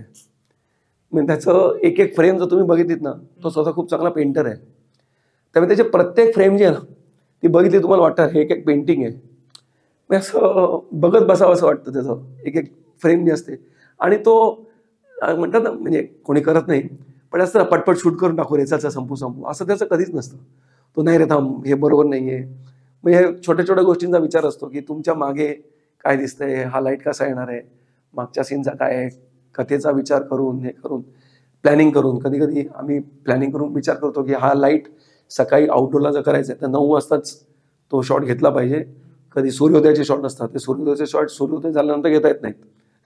सूर्य आपल्याकडे थांबत नाही. तर ते त्या वेळेला तिथे जाणं, डिसिप्लिन जी आहे, प्रत्येक क्षेत्रामध्ये डिसिप्लिन लागतेच. या क्षेत्रामध्ये पण डिसिप्लिन जास्त लागते. कारण सूर्योदयाचा शॉट घ्यायचा असेल तर आम्हाला सूर्योदय व्हायच्या आधी 1-1.5 तास जाऊन बसायला लागतं. आणि तिथे जाऊन वेट करत बसायला लागतं, की आता सूर्य इकडनं येणार आहे. पण त्याच्यासाठी आम्ही कधी कधी 1 दिवस आधी जाऊन बघून येतो, की नक्की सूर्य कुठून येतोय. तिथे फ्रेम लावून बसतो आम्ही, आला आता ओके, उद्या परत येऊ आणि परत शूट करू. तसं आम्ही एक पिक्चर शूट करायला गेलो राजस्थानला. आम्ही 3 दिवस गेलो. तिसऱ्या दिवशी आम्हाला जो हवा तसा सूर्योदय आम्हाला मिळाला. म्हणजे थंडी होती तेव्हा भरपूर, डिसेंबरमध्ये आम्ही गेलो होतो. तर खूप थंडीमध्ये पण ते जायला लागतं, कारण तुम्हाला ते तसे शॉट जर पाहिजे असतील तर ते शिकायला, म्हणजे मी अजूनही त्याच्याकडून शिकतोच, खूप शिकतो, की तो खूप परफेक्शनिस्ट आहे. प्रत्येक कॅरेक्टरला त्याचं कॅरेक्टरनुसार त्याची ट्रीटमेंट आहे. किंवा नॉट ओन्ली लाइटिंग, पण कॅमेरा मुवमेंट्स आहेत, कथेला अनुसरून कॅमेरा मुवमेंट्स असतात, त्याचा विचार त्याने खूप केलेला आहे. त्याने खूप मोठ्या मोठ्या कॅमेरामॅनला असिस्ट केलेला आहे, तो त्याच्याकडून शिकलेला आहे. तसं तो ज्यांच्याकडून जे शिकला आम्ही, मग त्याच्याकडून आम्ही शिकलो, की लाइटिंग पटपट कसं करायचं. म्हणजे कधी कधी कसं वेळ नसतो तुम्हाला, तर ते तुम्हाला पटपट थोडं लाइटिंग करावं लागतं, तर ते कसं करायचं त्याचं पण प्रत्येक, म्हणजे आता जास्त सांगत नाही बसत, पण ते काही आपापले प्रत्येक ठोकताळे असतात प्रत्येक ह्याच्यात, ते त्याच्याकडून खूप शिकायला गेलो. आणि तो जरी, म्हणजे तो मी अगदी म्हणजे बालपण किंवा मी 1 वर्षाचा असल्यापासून तुम्हाला बघतो, तर त्याने कधी मला, म्हणजे कुठे असताना त्याने मला असं सांगितलं, हा के झाले ठीक आहे, माझा मित्र हे झालाय करा. तो कधी कामावर आलास की कामावरती जे बेसिक काम आहे ते तुला करायलाच लागणार असं होतं. आम्हाला कधी कोणाला सूट नव्हती, ओळखीचा आहे थांब रे असं. त्याने असं कधी होऊ दिलं नाही. ते चांगलं केलं त्यांनी, की तो खूप स्ट्रिक्ट मास्टर आहे. शिकवणं खूप चांगलं शिकवतो, की ते चांगलं केलंच पाहिजे आणि असंच झालं पाहिजे, तर तुला पुढे शिकायला मिळेल. आता मी त्याला असेच करत नाही, मी स्वतःचं काम करतो, तेव्हा त्याने जे काही शिकवलेलं आहे ते कुठे ना कुठेतरी आम्हाला आता उपयोगाला पडतं. की एक किंवा कोण म्हणतात, की विचारता मग मी कोणाला असिस्ट केलंय, महेश लिमॅन असिस्ट केलं म्हणलं तर समोरच्याच्या मनामध्ये आपली एक लेवल तयार होते, की अच्छा महेश लिमॅनला शिकवल्यामुळे ठीक, मी काहीतरी शिकून आला असेल. तसं आल्यामुळे आहे, त्याच्याबद्दल आदर आहे, राहील कायम. ते जाणवलं, कारण मी खूप पटकन इमोशनल झाला की पटकन डोळ्यात पाणी आलं, आवाज थोडासा हा. हे झाला, शेकी तो झाला? होतो, कारण काय होतं कधी कधी आठवणी येतात. म्हणजे आपल्याला पहिल्यांदा दिवशी गेलो, मग त्याने मला शिकवलं, किंवा एखादी आपली चूक होते, मग तो सावरून घेतो, ते सगळं आठवतं. तुम्ही महेश लेवान बरोबर इतकी वर्ष काम केले, अनेक वेगवेगळ्या फिल्म्स केल्या हिंदी आणि मराठीमध्ये. तर हिंदीमध्ये तुम्ही मधुर भांडारकर बरोबर, मधुर भांडारकर सरांबरोबर तुम्ही काम केलं. तर फॅशन फिल्म केली ती तुम्ही, फॅशन केली, कॉर्पोरेट केली, कॉर्पोरेट पण हिरोईन केली. सो ह्या सगळ्या फिल्म्स तुम्ही केल्यात त्यांच्याबरोबर. त्याच्यातले इंटरेस्टिंग काही किस्से सरांबरोबर घडलेले आणि तेव्हाच्या ऍक्टर्स बरोबर काही घडलेले जर किस्से असतील तर? मधुर भांडारकरांबरोबर काम करणं म्हणजे वेगळा अनुभव, वेगळा येतो. ते अजिबात सेटवरती सिरियस नसतात. म्हणजे हसत खेळत शूटिंग चालू असतं त्यांच्याकडे. म्हणजे सिरियसनेस वेगळा आहे, म्हणजे कामाबाबतीत सिरियस असतात, पण असं गूढ गंभीर वातावरण, गप्पा सगळे, असं काय त्यांचा फुल टाइमपास चालू असतो. म्हणजे ते स्वतःच एवढे विनोद करत असतात की लोकांशी एवढे सांगायला लागतात, अरे बाबा थांबा आता, किती हसू आम्ही आता याच्यावर. तसं ऍक्ट्रेसचं नाव नाही घेत, ती ऍक्ट्रेस त्याला सांगायची, मधुर माझं सिरियस सीन असेल ना त्याच्या आधी असं करायचं नाही. पण तू एवढा हसतोच, नंतर म्हणतो एकदम सिरियस, कारण ते कॅमेरा ऑन झाले की एकदम सिरियस होऊन बघायला लागायचा. म्हणजे आम्हाला जमत नाही असं, तर तू अशी एवढं हसवत जाऊ नकोस आम्हाला. तर त्यांच्याबरोबर काम करण्याचा अनुभव मस्त होता. आम्ही त्यांच्याबरोबर 4 पिक्चर केले. कॉर्पोरेट पहिला पिक्चर होता, मग ट्रॅफिक सिग्नल केला, मग फॅशन केला आणि मग हिरोईन केला. तर ट्रॅफिक सिग्नलचे अनुभव जास्ती आहेत, कारण ट्रॅफिक सिग्नलमध्ये कसं होतं, ट्रॅफिक सिग्नलवरची स्टोरी होती. त्याच्यामुळे मधुर भांडारकर असं म्हणायचे की माझ्या सेटवरती कोणी आलं तरी ते मला चालणार आहे. फ्रेममध्ये म्हणतो ना, असं अचानक आले तो कसा काय दिसला, अन्यसाठी तो शूटिंगचं काही सामान घालून जात नसेल, नाही तर ट्रॅफिक सिग्नल रस्त्यावर येतो, रस्त्यावर कोणी फिरत असेल, त्यामुळे त्यांना भेटायला ते त्यांचे मित्र किंवा कोण मोठे मोठे व्यक्ती यायचे ना, ते त्यांना बिंदास म्हणायचे. ते इराणी कॅफेचा तो सीन असायचे कधी कधी, म्हणायचे जा पीछे जाके बैठ, उधर जाके चाय पी रहा है. तो म्हणजे अरे मैं कैसे जा सकता हूँ उधर, क्यों इराणी कॅफे में तू चाय नहीं पी सकता क्या, जा पीछे जाके बैठ. तर ते असं सगळ्यांना सांगायचे, तू बिदर बैठ, तू पासिंग दे, टाइमपास चालू असतो. तर ते सगळ्यांना सांगायचे एक दिवशी की कल तेरा सीन आहे, कल तू ऍक्टिंग कर रहा है. तर त्यांनी मी ट्रॅफिक सिग्नल पण प्रत्येक त्यांच्या पिक्चरमध्ये आम्ही छोटे छोटे रोल केलेत, पण ट्रॅफिक सिग्नलमध्ये मी रोल केलाय. तर त्यांनी मला कॉर्पोरेटमध्ये एक रोल दिला होता, तो नंतर एडिटमध्ये निघून गेला. तर मला म्हणले ते केदार ट्रैफिक सीन में तेरा एक सीन है और एडिट हो ही नहीं सकता, और रणवीर शोरी का इंट्रोडक्टरी सीन है, तो वो एडिट होएगा नहीं, तू करेगा सीन वो. पण मला आदल्या दिवशी सांगितलं, मला वाटतं टाइमपास करतायत. तर दुसऱ्या सकाळी मला स्क्रिप्ट आणून दिली, अरे ये स्क्रिप्ट लिहि ले. अरे मैं क्या बोल रहा हूँ, अरे हा रणवीर शोरी का सीन है तेरा, पागल बताया नहीं का तेरा सीन है, नाही बताया. तर त्यांचं आणि रायटर होते सचिन यार्डी, यांनी पिक्चर लिहिला होता, त्यांच्यात एक पैज लावली होती की सचिन यार्डी म्हणाल, अरे नाही रे केदार नाही कर पाएगा, ते कुठे ऍक्टर विक्टर नाही, तू कशाला त्याला त्रास देतो असं. तर ते मधुर भांडारकर नाही रे, मी सबको पहचानता हूँ, ये बराबर करेगा देख तू. आणि त्यांच्यात एक पैज लावली की केदार पहिल्या टेकमध्ये ओके करेल का 2-3 टेक घेईल. मधुर भांडारकर म्हणले तो 1 टेक ओके करेल, आणि सचिन यार्डी म्हणला तो नाही 2-3 टेक ते नक्की घेणार तो. तर तो सीन झाला, आमचा पहिला सीन जो होता, एक शॉट जो होता झाला, 1 टेक ओके झाला. तो सचिन यार्डी मला म्हणला, अरे यार तू 1 टेक ओके केला आहे. म्हणलं का काय आलं, अरे मला मधुर म्हणला होता 1 टेक ओके होईल, मीच त्याला म्हणतो होतो नाही 1 टेक ओके होणार नाही. अरे खतरनाक ऍक्टिंग केली तू. खतरनाक ऍक्टिंग आहे ती, जनरल ऍक्टिंग होती. तो रणवीर शोरी ते फोर्ट मधला सीन होता की तो माझ्या मागे मागे येतो आणि मला म्हणतो 50 रुपये द्या का 500 रुपये द्या, मी तुम्हाला नंतर परत करतो, तुमचा मोबाईल नंबर द्या. तर काय आपण जनरल रस्त्यावर कोण आपल्याकडे हेल्प मागितली तर काय ऍक्टिंग करणार, ती ऍक्टिंग केली होती मी. फक्त त्याच्यामध्ये मजा अशी होती, तर तो फोन नंबर द्यायचा होता. तर मी म्हणलं कोणाचा फोन नंबर देऊ, मधुर म्हणले तेरा दे. म्हणजे मेरा देऊ नंबर, हा तेरा नंबर काय आहे, नाही तर माझा नंबर आहे, तू काय तू तेराही नंबर दे का. ओके, नंबर दिला. तर तो पिक्चर रिलीज झाला. त्याच्यानंतर रिलीज झाल्यानंतर मला अजूनही कुठे पण पिक्चर जर तो थिएटरमध्ये किंवा टीव्हीवरती लागला किंवा कोणी बघितला, मला अजूनही फोन येतात. माझा फोन नंबर तिथे मी सांगितलेला आहे सीनमध्ये. तो फोन लोक करतात आणि सांगतात मला मधुर भांडारकरांना भेटायचं आहे, मी पण ऍक्टर आहे, मला तुम्हाला भेटायचं आहे, मला इथे यायचं आहे, मुंबईत यायचं आहे, मला ऍक्टिंग करायचं आहे, मला पण शिकायचं आहे. कोणी कोणी मजे मजेत हे पण म्हणतात की मला पण 500 रुपये द्या. आणि मला भारतातूनच नाही सगळीकडून फोन येतात, म्हणजे दुबईतून फोन आलेले आहेत हे ऐकून आता काय व्हॉट्सअप कॉलिंग झाल्यामुळे ते इझी झालंय. ते येतो की मला कळतं, 2-3 फोन आले मला दिवसात की कळतं कुठे ना कुठेतरी तो पिक्चर लागलाय, येतात फोन. जसं मला पिक्चर रिलीज झाल्या मिड-डेतून फोन आला होता की अरे हा कोणाचा फोन आहे? म्हणून माझा फोन नंबर आहे. कोण आहे? म्हणजे केदार बोलतोय. तुमचा फोन नंबर ट्रॅफिक सिग्नल पिक्चरमध्ये सांगितला गेलाय, तर तुम्हाला काय त्याच्यावर ऑब्जेक्शन घ्यायचं आहे का? म्हणलं ऑब्जेक्शन का घ्यायचं? जो ऍक्टिंग करतो तो मीच आहे. म्हणून तुम्हीच आहात का? म्हणलं मीच ऍक्टिंग केली, माझाच नंबर दिला, मला काही ऑब्जेक्शन नाहीये त्याच्याबद्दल. त्यांना थोडी ती स्टोरी पाहिजे होती की कारण कोणाचे नंबर तुम्ही असे वापरू शकत नाही. तर ते त्यांना एक स्टोरी मिळत असेल अशी त्यांना आशा होती, पण त्यांना स्टोरी मिळाली नहीं. बोले आपने खुद ने एक्टिंग की है? खुद ने एक्टिंग की है. मैंने आपको नंबर, मेरा नंबर दे दिया मैंने, मुझे कोई एतराज नहीं है. संपलं. त्याच्यामुळे त्यांना काही स्टोरी बिरी मिळाली नाही तिथे. मधुर भंडारकर स्क्रिप्टिंगच्या बाबतीत खतरनाक आहे त्यांची तेव्हा.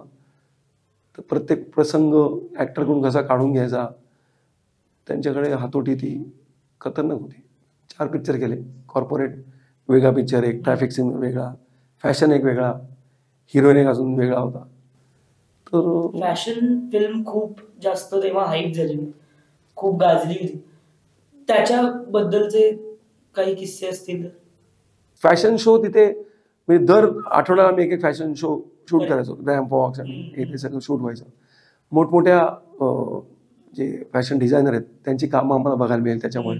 रॅम्प वॉक लाइटिंग करणं हे एक वेगळा प्रकार होता, कारण तो नॉर्मल लाइटिंगपेक्षा वेगळं असतं.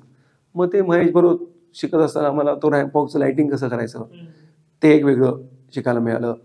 फॅशन शो शूट कसे होतात ते एक बघायला मिळालं. बिहाइंड द सीन काय चालतं ते, म्हणजे main fashion show fashion picture hit होण्यामागे कारण देतो की लोकांना पडद्यामागे काय घडतं ते कधीच कळत नव्हतं, पण ते कळायला लागलं. एखाद्या मॉडेलचं आयुष्य काय असतं ते त्यांना कळायला लागलं, त्याच्यामुळे तो पिक्चर जास्त हिट झाला. तुम्ही सरांबरोबर, महेश लिमये सरांबरोबर मराठी फिल्म्स केल्या आहेत ज्या खूप जास्त गाजलेल्या आहेत आणि खूप डोक्यावरती घेतलेल्या आहेत अगदी प्रेक्षकांनी. म्हणजे बालक पालक असेल, पहिला पिक्चर मी केला त्याच्यावर होतो एवढंसं आभाळ, बिपिन नाडकर्णींचा पिक्चर होता. कमर्शियली तेवढा सक्सेसफुल नसेल, पण पिक्चर खूप चांगला होता तो. तुम्ही जर परत बघितलात कधी तर एका मुलाची स्टोरी आहे ती की मुलगा, आई आणि वडील सेपरेट होतात आणि मुलगा कोणाबरोबर राहणार याच्यावरून तो होतो. मग तो मुलगा आईकडे राहतो, मग नंतर आईकडे राहतो तर त्याला असं होतं की मला कोणीच नाही, काही नाही, म्हणून आईपासून दूर होतो. वडिलांकडे जातो तर वडिलांची ते आता वडिलांनी नवीन लग्न केलंय तर त्यांच्याकडे त्यांना अजून एक अपत्य झालंय. मग तिथे असं त्यांना वाटतं की वडील त्याला जास्त प्रेम करतात, मला कोणीच प्रेम करत नाहीये. तर तो त्याचा स्वभाव जो होता एक शांत लाजाळू असा जो मुलगा होता, तो नंतर तो हॉस्टेल आणि त्याच्यात जाऊन एकदम रोबस्ट होतो. तर ते फरक तो दाखवलाय चित्रपटामध्ये. खूप चांगला चित्रपट आहे, बघा तुम्ही. बिपिन नाडकर्णी पण अगेन परफेक्शनिस्ट माणूस आहे. ऍड फिल्म केलेला असल्यामुळे ते ऍड फिल्म करून ते परफेक्शन खूप येतं. ते असं पाहिजे असंच पाहिजे, म्हणजे नॉर्मल लोकांकडे पण आहे, पण ऍड फिल्म मेकरला कसं असतं ते 30 सेकंदामध्ये तेवढी स्टोरी सांगायचीच असते, त्याच्यामुळे त्यांच्याकडे ते हातोटी जास्त असते जरा, असं मला वाटतं. म्हणजे असं मी चुकीचंही असू शकेन, पण ते त्या बॅकग्राऊंड पासून आल्यामुळे बिपिन नाडकर्णी पण माझा अगेन त्याला परत त्यांचे एवढे चित्रपट आले नाहीत, यायला पाहिजेत, पण त्यांचे चित्रपट पुढे एवढे आले नाहीत. मग त्याच्यानंतर पिक्चर केला होता आम्ही नटरंग, रवी जाधव यांचा पहिला पिक्चर. सगळ्यांना माहिती देतो किती गाजला, गाणी खूप गाजली. वाजले की 12 गाणं जेव्हा आम्ही शूट करत होतो तेव्हाच आम्हाला कळलं होतं शूटिंग करताना की हे गाणं काहीतरी वेगळं आहे, कारण बसलेला क्राऊड जो होता तो आमच्याबरोबर फिल्मचे युनिट जे होतं ते तेव्हाच एवढं गाणं एन्जॉय करत होते 2 दिवसात की तुम्हाला कधी कधी कळतं की हे गाणं हिट होणारच आहे. किंवा पिक्चर पण तो यांनी अतुल कुलकर्णी जे काही मेहनत घेतली होती, आधी पिळदार छरी एस्टिएंट, नंतर 1.5 महिन्याचा गॅप घेऊन ते आम्ही शूटिंग केलं होतं, एकदम बारीक झाले. तर महेश लिमयेंमुळे मला खूप मोठे मोठे चित्रपट करायला मिळाले, सौभाग्य समजतो. नटरंग केला, मग बालगंधर्व केला, अगेन तो एक अगेन एपिक पिक्चर, बायोपिक बालगंधर्वांबद्दल. अगेन नितीन चंद्रकांत देसाईंचं प्रोडक्शन होतं, त्यांनी सेट केले होते त्याचे, फॅशनचे पण सेट त्यांचेच होते. त्याच्यामुळे प्रत्येक चित्रपट काही ना काहीतरी नवीन शिकवत होता. म्हणजे नटरंग गावाकडचा पिक्चर, साधा म्हणजे तमाशा या धाटणीतला. बालक पालक परत नंतरचा होता तो एक वेगळा विषय हाताळणारा. बालगंधर्व एक वेगळा. महेश लिमाने स्वतः दिग्दर्शित केलेला येलो, तो एक पिक्चर अजूनही एक लँडमार्क मूवी आहे. त्याला त्याच्यासाठी राष्ट्रीय पुरस्कार पण आहे की ते पण हाताळणं खूप अवघड होतं. त्या मुली ज्या दोन्ही होत्या, गौरी गाडगीळ आणि दुसरी मुलगी, त्यांच्याकडून ऍक्टिंग करून घेणं खूप अवघड होतं. पण ते महेशने खूप, तेव्हा त्याच्याकडे दोन्ही जबाबदाऱ्या होत्या. तो कॅमेरा पण केला होता, दिग्दर्शन पण करत होता. त्याच्यामुळे तो पण पिक्चर म्हणजे करताना कळलं की दिग्दर्शकाचं किती कसोटी लागते आणि त्याच्याकडून ऍक्टरकडून, आर्टिस्टकडून ऍक्टिंग काढून गेला किती त्रास होऊ शकतो. आणि स्पेशली स्पेशल चाइल्ड जे आहेत त्यांच्याकडून कलाकार आपल्याला हवं ते काम करून घेणं किती अवघड आहे हे तेव्हा कळलं होतं. आणि प्रत्येक पिक्चरचे अनुभव चांगलेच आहेत.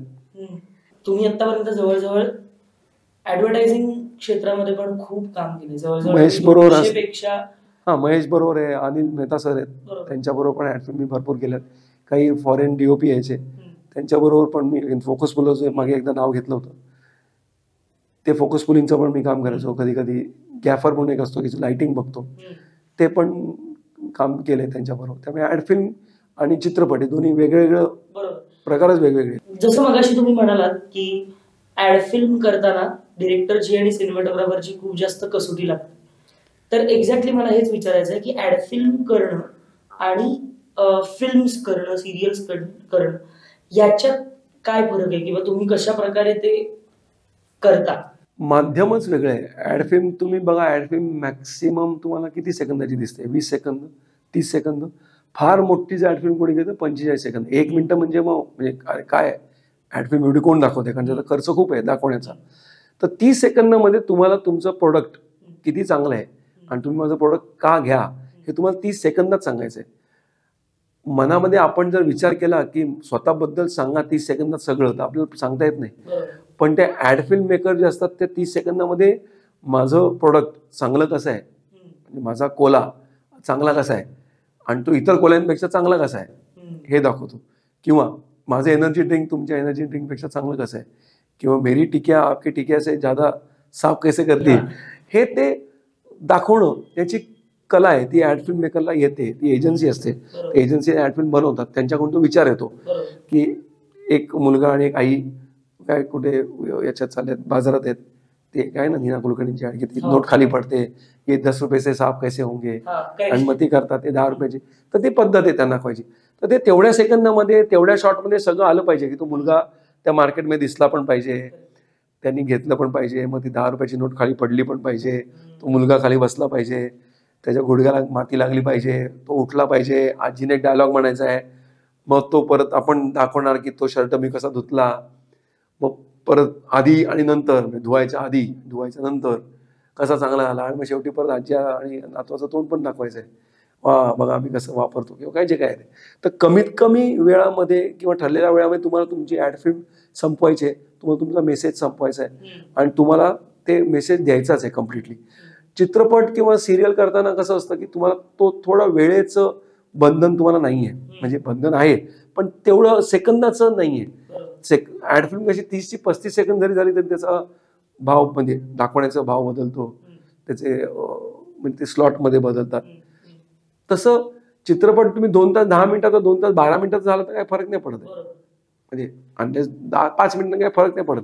तुम्हाला तेवढे वाव आहे की तुम्ही तुमची मनातल्या भावना व्यक्त होऊ शकता, किंवा तुमच्या भावना व्यक्त करायला मला जर मध्ये कुठे वाटलं मी जरा थांबावं आणि मी सांगावं, तर तुम्ही जे काही पॉज घेतलेत किंवा जे काही तुम्हाला ठराव थोडा हवा आहे तो तुम्ही सिनेमामध्ये ठेवू शकता, सिरियलमध्ये ठेवू शकता. सिरियल आज जे दाखवले उद्या मी परत दाखवेन, थोडी काय फरक नाही पडत आहे.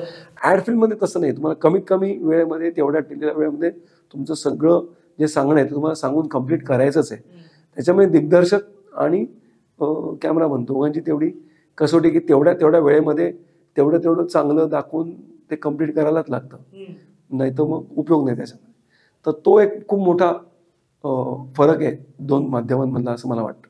तुम्ही बऱ्याच ऍड्स केल्या आहेत, अनेक वेगवेगळ्या प्रोडक्टसाठी ऍड केल्या आहेत, तर बऱ्याच वेळेला ती प्रोडक्ट आपल्याला दिसतात छान, पण ते ऍक्च्युअल तशी असतात का? म्हणजे ट्रिक्स काही तुम्ही वापरता का त्याच्यासाठी? ते ऐकायला आवडेल. मी जाहिरात म्हणजे खूप बऱ्यापैकी नंबर ऑफ जाहिरात केल्यात, महेश लिमायन बरोबर केल्यात, अनिल मेहता सर आहेत त्यांच्यावरून गेल्यात, काही स्वतः पण केल्यात. तर जाहिरातमध्ये कसं असतं की तुम्हाला खाली हल्ली ते बारीक बारीक अक्षरामध्ये लिहिलेलं असतं की ते फक्त दाखवायसाठी आहे, हे काही खरं सत्य नाही आहे. कारण ते दाखवायचं आहे, जस्ट फॉर रिप्रेझेंटेशन असं त्यांनी दिलेलं असतं. काही काही गोष्टी ज्या असतात त्या रिप्रेझेंटेशनसाठी तुम्हाला दाखवायला लागतात. जसं खूप म्हणजे पटकन मला ॲज अ ऑडियन्स पटकन काही काही न पटणाऱ्या किंवा हे कसं घडतं अशा ज्या गोष्टी आहेत, त्याच्यातलं माझं 2-3 प्रोडक्ट असे आहेत की ते मला वाटतात हे कसं करतात ते आपल्याला म्हणजे कळलं पाहिजे. ह्यांचं आईस्क्रीम एवढं घट्ट कसं असतं आणि आम्हाला मिळणारं आईस्क्रीम काय मऊ कसं येतं. तर ॲड फिल्ममध्ये जेव्हा ॲड फिल्म करताना जे आईस्क्रीम येतं ते आईस्क्रीम इडिबल नसतं, ते वेगळं बनवून घेतलेलं असतं. किंवा आईस्क्रीममध्ये जे एक घट्टपणा आणि टेक्स्चर जे लागतं ते त्यांनी आणलेलं असतं. तसं ते फेक बनवून आणतात आणि मग ते स्कूप बनवताना किंवा त्याच्यातून ज्या वाफा येतात, थंड वाफा जे येतात, ते थंड वाफाच्या सगळ्या ड्राय आईसच्या असतात. ड्राय आईस ठेवतात खाली, त्याच्यामुळे थोडं गरम पाणी घातलं. तुम्ही घरी पण कधी उद्योग करून बघा, उद्योगच येते. कारण जरा ते म्हणजे हँडल विथ केअर असतं. ड्राय आईस आणायचा आणि थोड्याशा गरम पाण्यामध्ये जर तुम्ही टाकलात तर त्यातून जरा भडभड भडभड धूर यायला लागतो. तो धूर दिसताना फ्रीजमधून उघडला तो धूर कसा येतो तसा वाटतो.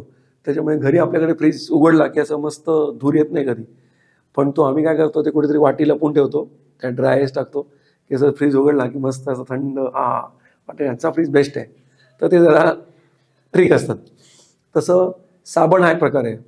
तुम्ही बघा, आपण साबण रॅपर म्हणून काढला, आंघोळीला गेलो, पहिलं काय शॉवरचे 4 थेंब त्या साबणावरती पडले की त्याचा कलर चेंज होतो, त्याच्यावर नाव मिटतं, सगळं प्रकार चालू व्हायला लागतात. ह्यांची कोण पुरुष स्त्री जे काय आंघोळ करते यांचं साबण जसा तसाच असतो, त्याला कधी काय होत नाही. कारण तो साबण खोटा असतो. तो साबण खरा नसतो. आणि फेस जो असतो आणलेला तो त्याने आलेलाच नसतो. तो फेस आम्ही वेगळा क्रिएट करतो आणि साबण वेगळा असतो. सो देर इज हे वेगळं ते वेगळं. त्याच्या अंगावर जो फेस असतो तो वेगळा आम्ही शॅम्पू किंवा काही लिक्विड टाकून त्याचा फेस करतो आणि तो फेस अंगावरती लावतो आधी. ओके. आणि मग त्यांना म्हणतो आपला साबण घ्या आणि मग लावा.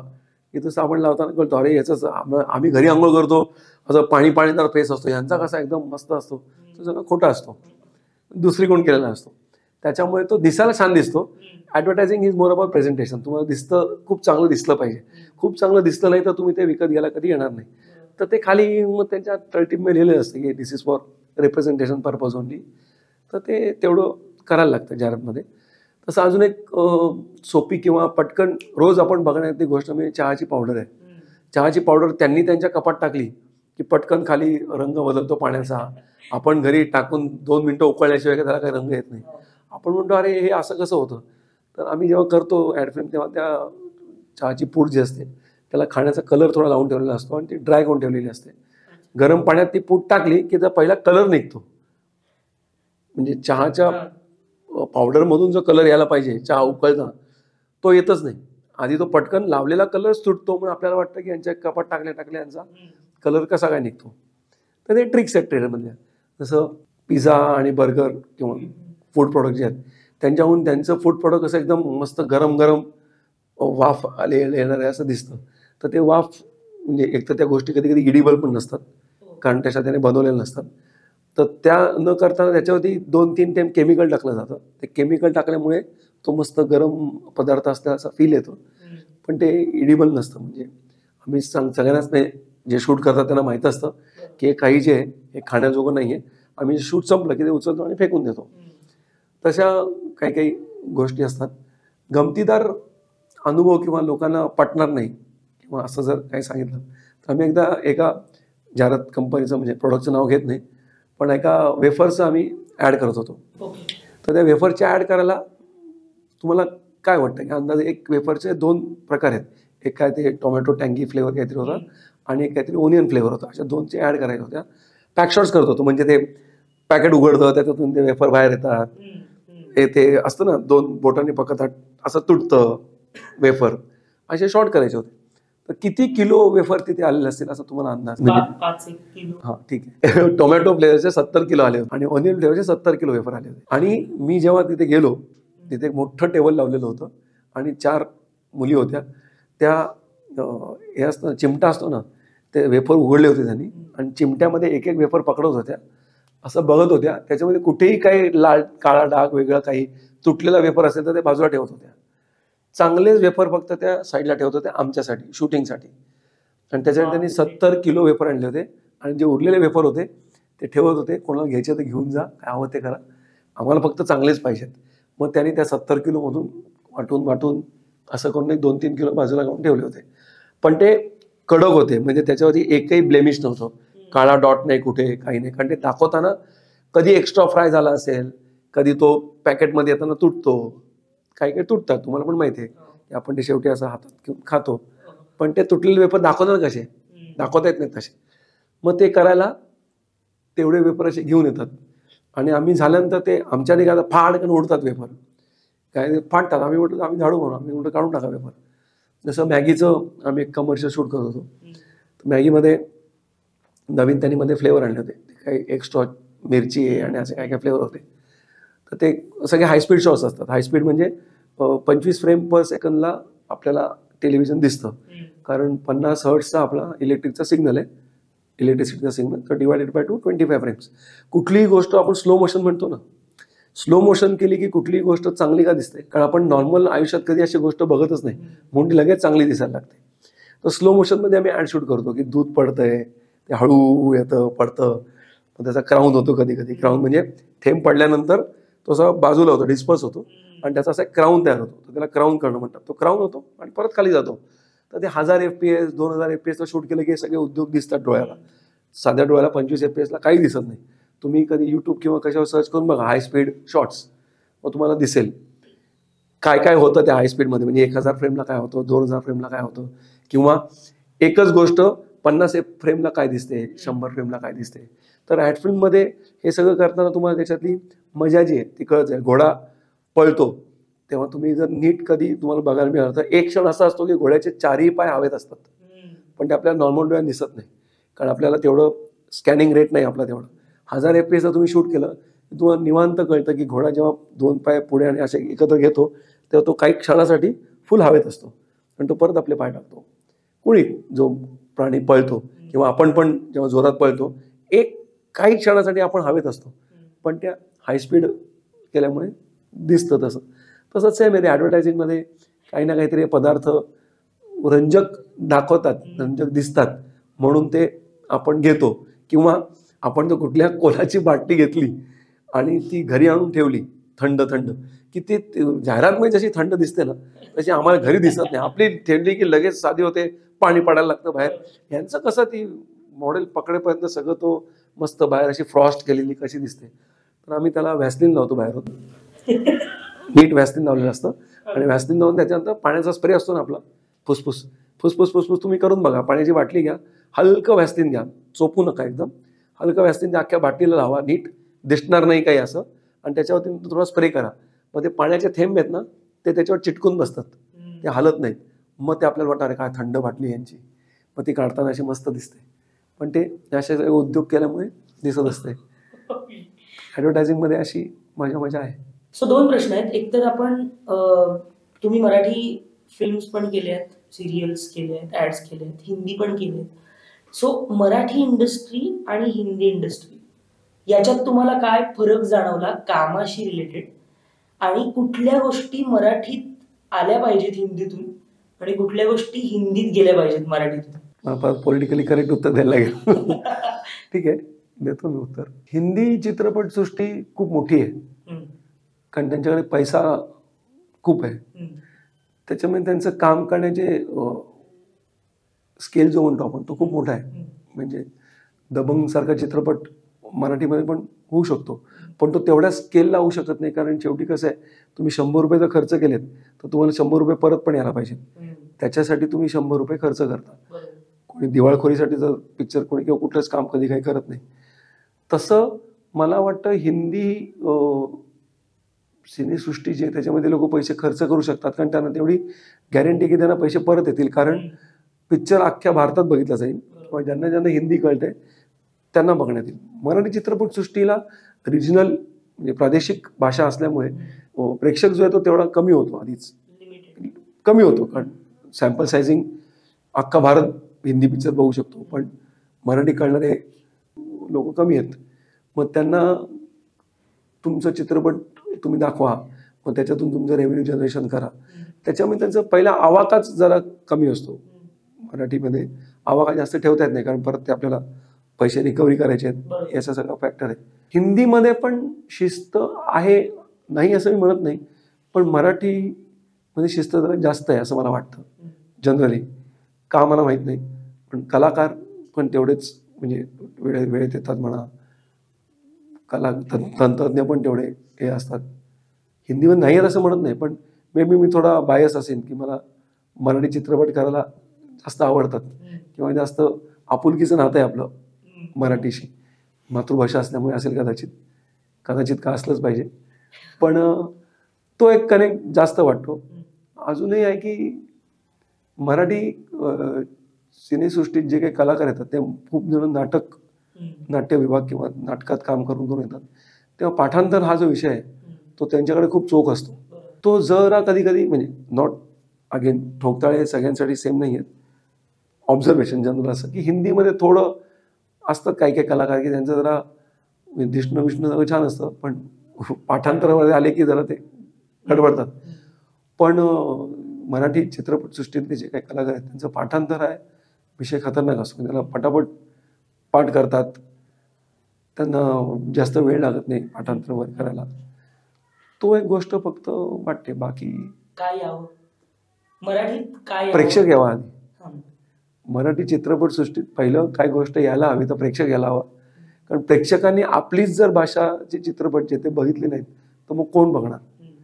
तुम्ही तुमच्याच भाषेला जर तुम्ही दुय्यम स्थान द्यायला गेलात तर मग तुम्ही म्हणायचं नाही की मग मराठी चित्रपट चांगले होत नाहीत, आमच्याकडे मारामारी दिसतच नाही, आमच्याकडे साऊथचे पिक्चर बघा का. साऊथचे पिक्चर का बघा, तुम्ही बघता म्हणून साऊथचे पिक्चर चालतायत, तुम्ही मराठी पिक्चर बघायला लागा, येतील ना ते पण येतील. तुम्ही उलट बघा, हक्काने सांगा की आम्ही पिक्चर बघतोय, आम्हाला हे पिक्चर पाहिजेत, पण तुम्ही आधी बघायला तर जा.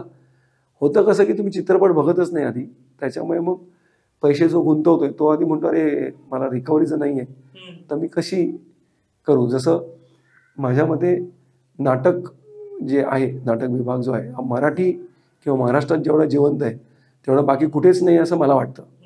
कारण त्यांनी ते जिवंत ठेवलं आहे. अजूनही आपण नाटक जाऊन बघतो, नाटकांमध्ये वेगवेगळे प्रयोग होतात. तसं महाविद्यालयीन स्पर्धांमध्ये अजूनही आपल्याकडे नाट्य स्पर्धा आहेत ज्या मुलांनी अजूनही जिवंत ठेवल्या आहेत, आणि त्या तेवढ्याच चांगल्या होतात, त्याच्यातूनच कलाकार येतात आणि ते पुढे होतात.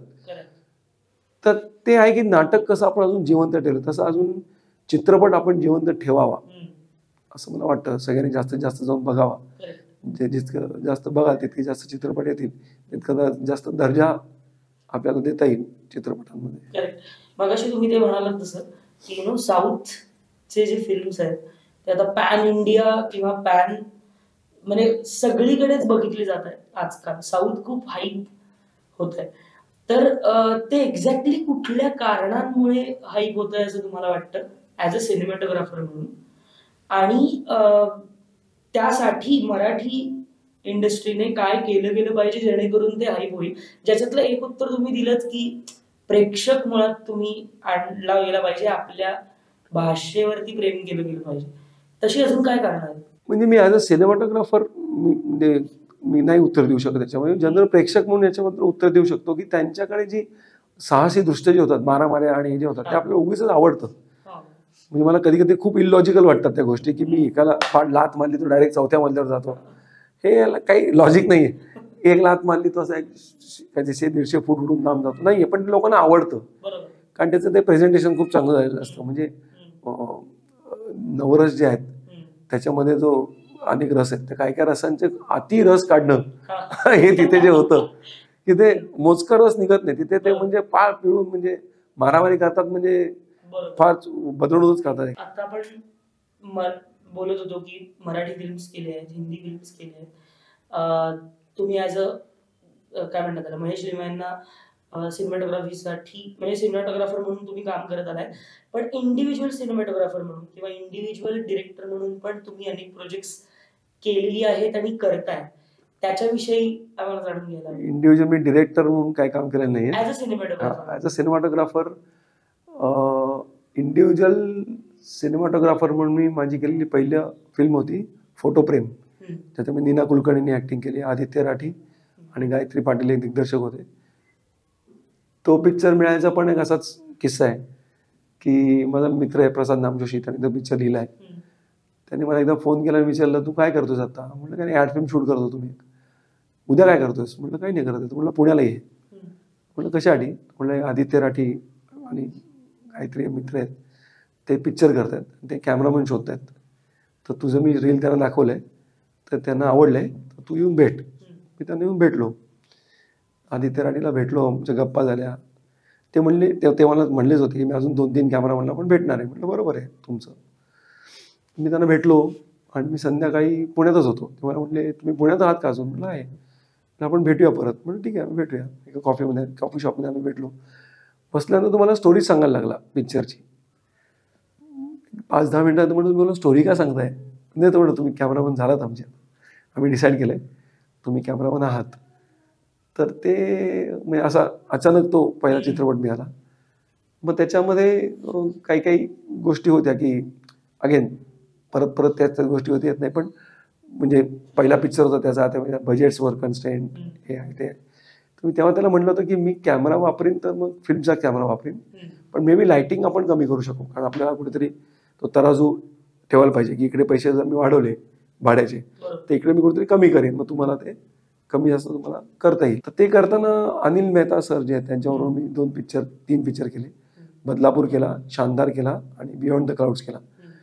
महेश बरोबर शिकत असताना पण लाईटिंग मी शिकलोच होतो, पण अनिल सरांबरोबर काम करत असताना बदलापूर जेव्हा मी पिक्चर चित्रित केला तेव्हा खूप कमी लाईटिंगमध्ये कसं काम करता येईल ते मी परत शिकलो. महेशकडे पण असताना शिकलेलो होतो ते, त्यांच्याकडे नंतर अजून थोडं पॉलिश झालं माझं नॉलेज, आणि मग मिनिमम लाईटमध्ये तो मी पिक्चर शूट केला आहे. किंवा सांगायला आवडेल मला की त्या पिक्चरसाठी मी जनरेटर म्हणजे इलेक्ट्रिसिटी असते ती मी वापरलीच नव्हती. घरातला इलेक्ट्रिक मीटर जो आहे त्याच्यावरती मी अख्खा तो पिक्चर शूट केला आहे. किनो ट्यूब्स नावाच्या ट्यूब्स येतात, त्या ट्यूब फक्त वापरून मी तो पिक्चर शूट केला आहे. पण तो बघून कुठे असं वाटत नाही की तो पिक्चर फक्त ट्यूबलाईटवरती शूट केला असेल, पण तो अनुभव एवढ्या मोठ्या लोकांबरोबर काम केल्यामुळे येतो. आपल्या स्वतःवरती एक विश्वास वाढतो की आपण हे करू शकतो, आणि तो पिक्चर चांगला झाला. त्याच्यासाठी मला पहिलं बेस्ट सिनेमॅटोग्राफी नॉमिनेशन पण होतं फिल्मफेअरसाठी, अवॉर्ड नाही मिळाला, पण ठीक आहे पहिल्या पिक्चरला नॉमिनेशन मिळालं त्यामुळे मी आनंदी होतो. त्याच्यानंतर द वाईफ नावाचा एक मी पिक्चर केला आहे, झी5 वरती आहे, हिंदी पिक्चर आहे, झी स्टुडिओजने प्रोड्यूस केला आहे, हॉरर पिक्चर आहे. त्या हॉरर पिक्चरची एक शोकांतिका असते की जास्त लोक कोणी बघत नाहीत का, कारण त्यांना बघणारा एक क्राऊड आहे की त्यांना ते हॉरर पिक्चर आवडतात. काही लोक, माझेच अर्धे मित्र म्हणतात अरे आम्ही नाही बघू शकत, तो भूताचा पिक्चर आहे. अरे म्हणलं नाही त्यात भूत नाही, ते असं म्हणतोस पण ते दिसतं भूत आम्हाला नको. मग तो द वाईफ नावाचा चित्रपट केला. त्याच्यानंतर अतुल काळ्यांबरोबर मी गोल गोल घरा नावाची एक टेलिफिल्म केली होती, झी टॉकीज मराठी त्यांच्यासाठी केली होती. आणि आत्ता मागच्या वर्षी म्हणजे आता कम्प्लीट झाली आहे ती, रवी करमरकर आहेत, आई कुठे काय करते दिग्दर्शक, त्यांनी दिग्दर्शित केलेली एक फिल्म आहे, त्याचा आता वर्किंग टायटल मॅजिक आहे. ती मी चित्रित करून झाली आहे. खूप चांगला विषय आहे, सायको थ्रिलर आहे. एक पोलीस इन्स्पेक्टर आहे त्याच्यावरती ती अख्खी कथा आहे, आणि जितेंद्र जोशीने त्याच्यामध्ये ॲक्टिंग केली, आणि जितेंद्र जोशीने कमाल ॲक्टिंग केली. तर तो पिक्चर येईलच लवकर, तुम्हाला दिसेलच. मॅजिक नाव असेल तर तुम्हाला कळेल, मग ते नक्की बघा. डेफिनेटली. माजिद सरांबरोबर पण तुम्ही काम केलं, जसं तुम्ही म्हणाल beyond the clouds he film तुम्ही त्यांच्याबरोबर केली. सो त्यावेळेचं माजिद ही इराणी डिरेक्टर आहेत, खूप मोठे डिरेक्टर आहेत. ते भारतामध्ये काम करायला येणार होते, त्यांचा पिक्चर आहे बियॉन्ड द क्लाउड्स. त्याच्यासाठी अनिल सरांना त्यांनी विचारलं की तुम्ही काम कराल का त्यांच्याबरोबर. तर तेव्हा म्हणजे मला आनंद म्हणतो की मला अनिल सरांनी विचारलं की यार तू फ्री है क्या, ऐसा हम लोग एक पिक्चर कर रहे हैं. माजिद सर का बोला क्यों नहीं है सर, इतना बड़े आदमी के साथ काम करने को मिल रहा है, क्यों नहीं करेंगे. तर मग त्यांच्यावर मला तो चित्रपट करायला मिळाला. ते पण म्हणजे दिग्दर्शनामध्ये थोर आहेत, पण आपण जसं म्हणतो की फिल्म मेकिंग हा जो एक भाग आहे त्याच्यामध्ये भाषा ही कुठे तुम्हाला बॅरियर ठरत नाही हे माहितीच असतं आपल्याला. पण ते पिक्चर करून कळलं की हे कन्फर्म आहे की भाषा हे बॅरियर नाही आहे. कारण मजिदी सरांना इराणीत बोलतात ते, हो. इराणी पर्शियन लँग्वेज जी काय असेल त्यात बोलतात, आणि अनिल सरांना म्हणजे नाही कळत भाषा ती. पण ते डिरेक्टर आहेत आणि हे कॅमेरामन आहेत, त्याच्यामुळे डिरेक्टरला काय पाहिजे या सीनमधून ते मला माहिती असतं. तर ते त्यांच्या दुभाषिक होते, त्यांना सांगायचे की हे मला असं असं असं पाहिजे. दुभाषिक सांगायचा, सांगून की सरांना असं असं पाहिजे. अनिल सर म्हणजे कळलं मला ते, कारण मला बिंग एक सच अ ग्रेट कॅमेरामन त्यांना कळलं की यांना काय पाहिजे असणार आहे. तर ते दोघांबरोबर ते काम करणं खूप चांगलं होतं. त्यांना न बोलताच यांना कळायचं यांना काय पाहिजे. त्याच्यामुळे त्यांची ती जोडी खूप चांगली म्हणजे जुळली तिथे. मला पण त्यांच्याबरोबर काम करताना खूप मजा आली. परफेक्शनिस्ट कसे असतात, म्हणजे आपण मोठे मोठे दिग्दर्शक म्हणतो की ते परफेक्शनिस्ट आहेत, याच वेळेला शॉट घेतात, तसंच घेतात. तसं त्यांनी आमचा एक शॉट होता की त्याच्यातली कलाकार जी आहे ती एका माणसाला चाकूने मारते आणि मारल्यानंतर ते मारल्याचं रक्त जे आहे ते एका चादरीवरती पडतं, असा शॉट होता. ही चादर आहे, सूर्य मागे आहे, मी तुम्हाला समजा मारतोय तर माझी सावली त्या चादरीवरती पडते आणि कॅमेरा चादरीच्या मागे, असा तो शॉट होता. तर सूर्यास्त होताना तो शॉट आम्ही घेत होतो, कारण सूर्यास्त होत असताना अँगलही घेतो, त्याची शॅडो परफेक्ट त्या चादरीवरती पडत होती. 2-3 टेक झाले, 4 टेक झाले, तो त्यांना जसा हवा तसा टेक मिळाला नाही. रक्त जसं पडायला पाहिजे होतं तसं पडलं नाही. 4 टेक झाल्यानंतर सूर्य काय आपल्याकडे थांबत नाही, तर सूर्य हळूहळू मावळायला लागला. मावळायला लागल्यानंतर अनिल सर म्हणले आता मी शूट करू शकत नाही, कारण सूर्यच नाही माझ्याकडे आता. म्हणजे ठीक आहे, आपण उद्या येऊ. पण आम्ही दुसऱ्या दिवशी आलो, परत त्यांनी ट्राय केलं, परत त्यांना तो जो शॉट हवा तो मिळाला नाही. ते म्हणून ठीक आहे, आपण तिसऱ्या दिवशी परत येऊ. पण ते फक्त त्या शॉट करण्यासाठी परत अख्खा सेटअप लावायचे आणि तो परत शॉट घ्यायचे आणि तिसऱ्या वेळेला तो मिळाला म्हणल्यानंतर मिळाला मला शॉट. पण तेवढं व्हिज्युअलायझेशन जे आहे ते दिग्दर्शकाच्या मनामध्ये तयार आहे आणि त्यांना कॅमेरामनचं जो प्रॉब्लेम आहे तो कळला की सूर्य मी परत नाही वरती आणू शकत. ते स्वतःच म्हणायचे सन डाऊन, ओके गो पॅकअप. ते जे आहे परफेक्शनिस्ट म्हणजे आपले कलाकार करतात, आपले दिग्दर्शक करतात, तंत्रज्ञ करतातच. पण विदेशातून आलेले काही काही कलाकार म्हणा, तंत्रज्ञ म्हणा, यांच्यावर काम करायचं तुम्हाला चान्स मिळतो.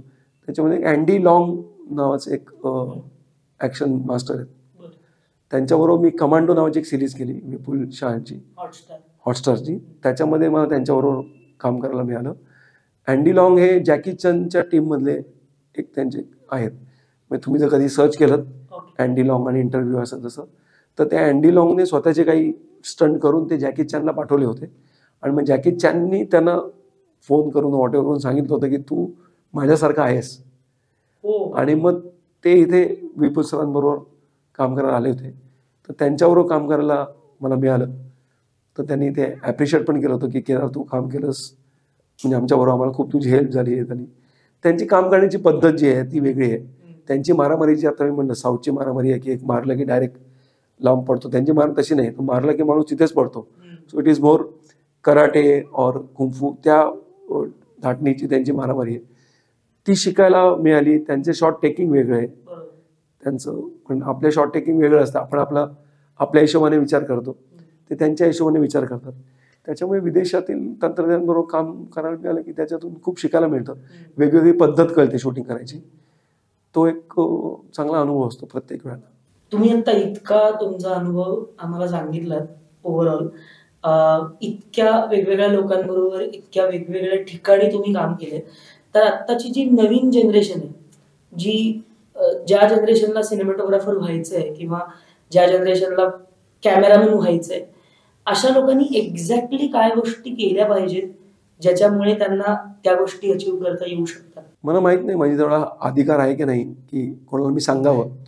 जेणे की तेवढं आपल्याला अधिकार पाहिजे कोणाला की सांगायचा की तू हे कर किंवा तू हे केलं पाहिजेस. मी काय केलं हे मी सांगू शकतो, तसं त्याने फॉलो करायचं की नाही ते प्रत्येकी आपापला चॉईस आहे, आपापला डिसिजन आहे त्यांचा. ते माझ्या मते सिनेमॅटोग्राफर म्हणा किंवा कुठलंही क्षेत्र घ्या तुम्ही, तुमच्या कष्टाला कुठे ऑप्शन नाही आहे. You have to slog. म्हणजे तुम्हाला तुमच्या क्षेत्रामध्ये तेवढं तास, तेवढा दिवस, तेवढे महिने जे काय आहे ते तुम्हाला त्यात घालवावेच लागतील. कष्टाला कुठेही ऑप्शन नाही आहे. शिअर एक्सपिरियन्स हा तुम्हाला इन हँड एक्सपिरियन्सनेच येणार आणि पटपट यश यावं अशी अपेक्षा ठेवू नका. यश यायला आपापला वेळ लागणार.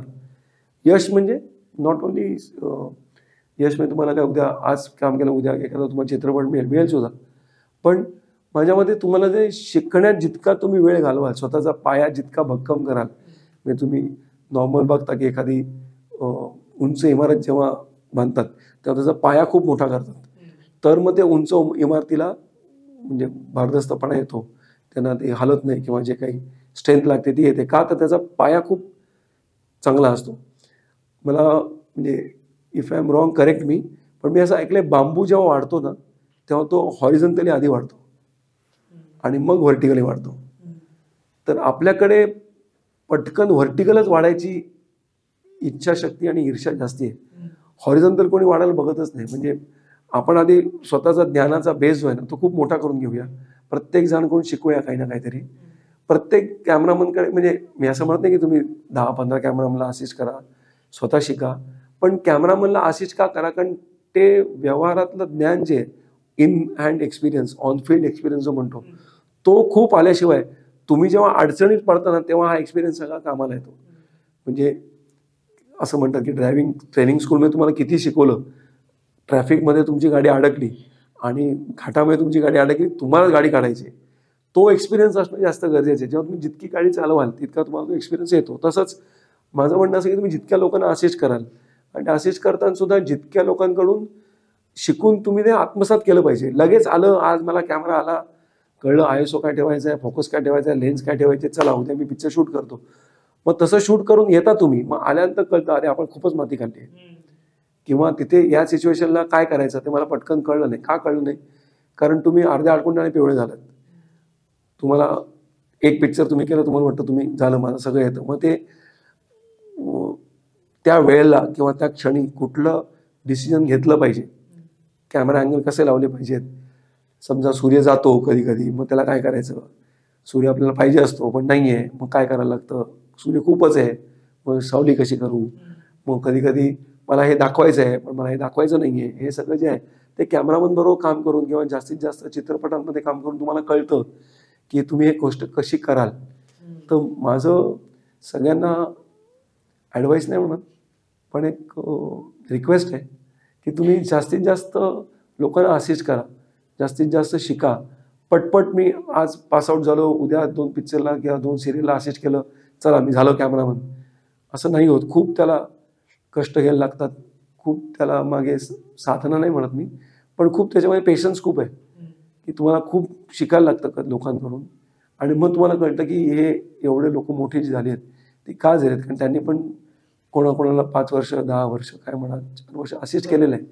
आणि रिगरस काम केल्यानंतरच तुम्हाला कळतं की हे काम किती कठीण आहे, किंवा त्याच्यातले बारकावे जे आहेत ते तुम्हाला खूप काम केल्यानंतरच कळतं. एखादी देवी देणगी असेल आणि तो पटकन शिकला तर शिकेलही, पण माझ्या मते कष्टाला काही ऑप्शन नाही आहे. तर तुम्हाला कष्ट करावे लागतील आणि पेशन्स ठेवा, नाराज होऊ नका पटकन. कधी कधी असं होतं की पटकन 2 गोष्टी नाराज झाला, एखाद गोष्ट बोलला माणूस की चिडतो आपण, चिडलो निघून जा, असं नाही. तर माणूस बोलतो तुमच्यामध्ये, तुम्हाला का बोलतोय तुम्ही समजून घ्या. तुमच्या चांगल्यासाठी बोलत असेल तर तुम्हाला कळलं पाहिजे. आणि मग तुम्ही you have to be there. म्हणजे पटपट आपण जे म्हणतो ना की काहीतरी बोलला मी पटकन सोडून धरसोड वृत्ती जी आहे ती नाही चालणार.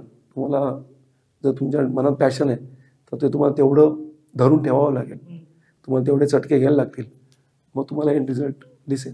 सो इतका वेळ, इतकी मस्त मुलाखत झाली. ऍक्च्युली तुम्ही खूप तुमचा एक्सपिरियन्स खूप मस्त शेअर केलात आमच्याबरोबर, त्यासाठी खरंच थँक्यू. तुम्ही वेदभेटमध्ये आलात, आमच्याबरोबर गप्पा मारल्यात, त्यासाठी खरंच खूप थँक्यू. आणि त्यासाठी आमच्याकडनं एक छोटीशी भेट तुम्हाला. आपल्याकडनं भेट तुम्हाला. धन्यवाद.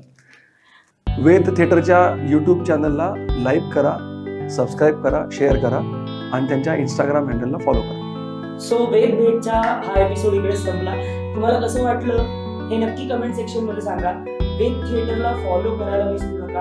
वेद थिएटरला लाईक करा, शेअर करा, सबस्क्राईब करा आणि कमेंट सेक्शन मध्ये नक्की सांगा की हा विषय तुम्हाला कसा वाटलाय, तुमच्यापर्यंत हा विषय कसा पोहोचलाय, आणि ह्या विषयाशी रिलेटेड किंवा अनेक वेगवेगळे विषय जर तुम्हाला हवे असतील, जर तुम्हाला वेद भेटमध्ये त्या विषयांवरती चर्चा होऊन ते एपिसोड बघायचे असतील तर ते विषय नक्की कमेंट बॉक्समध्ये सांगा, जेणेकरून आम्ही तुमच्यापर्यंत ते विषय सुद्धा नक्कीच घेऊन येऊ. So thank you so much. Ved भेटला आणि वेद थिएटरला फॉलो करायला विसरू नका. Bye bye.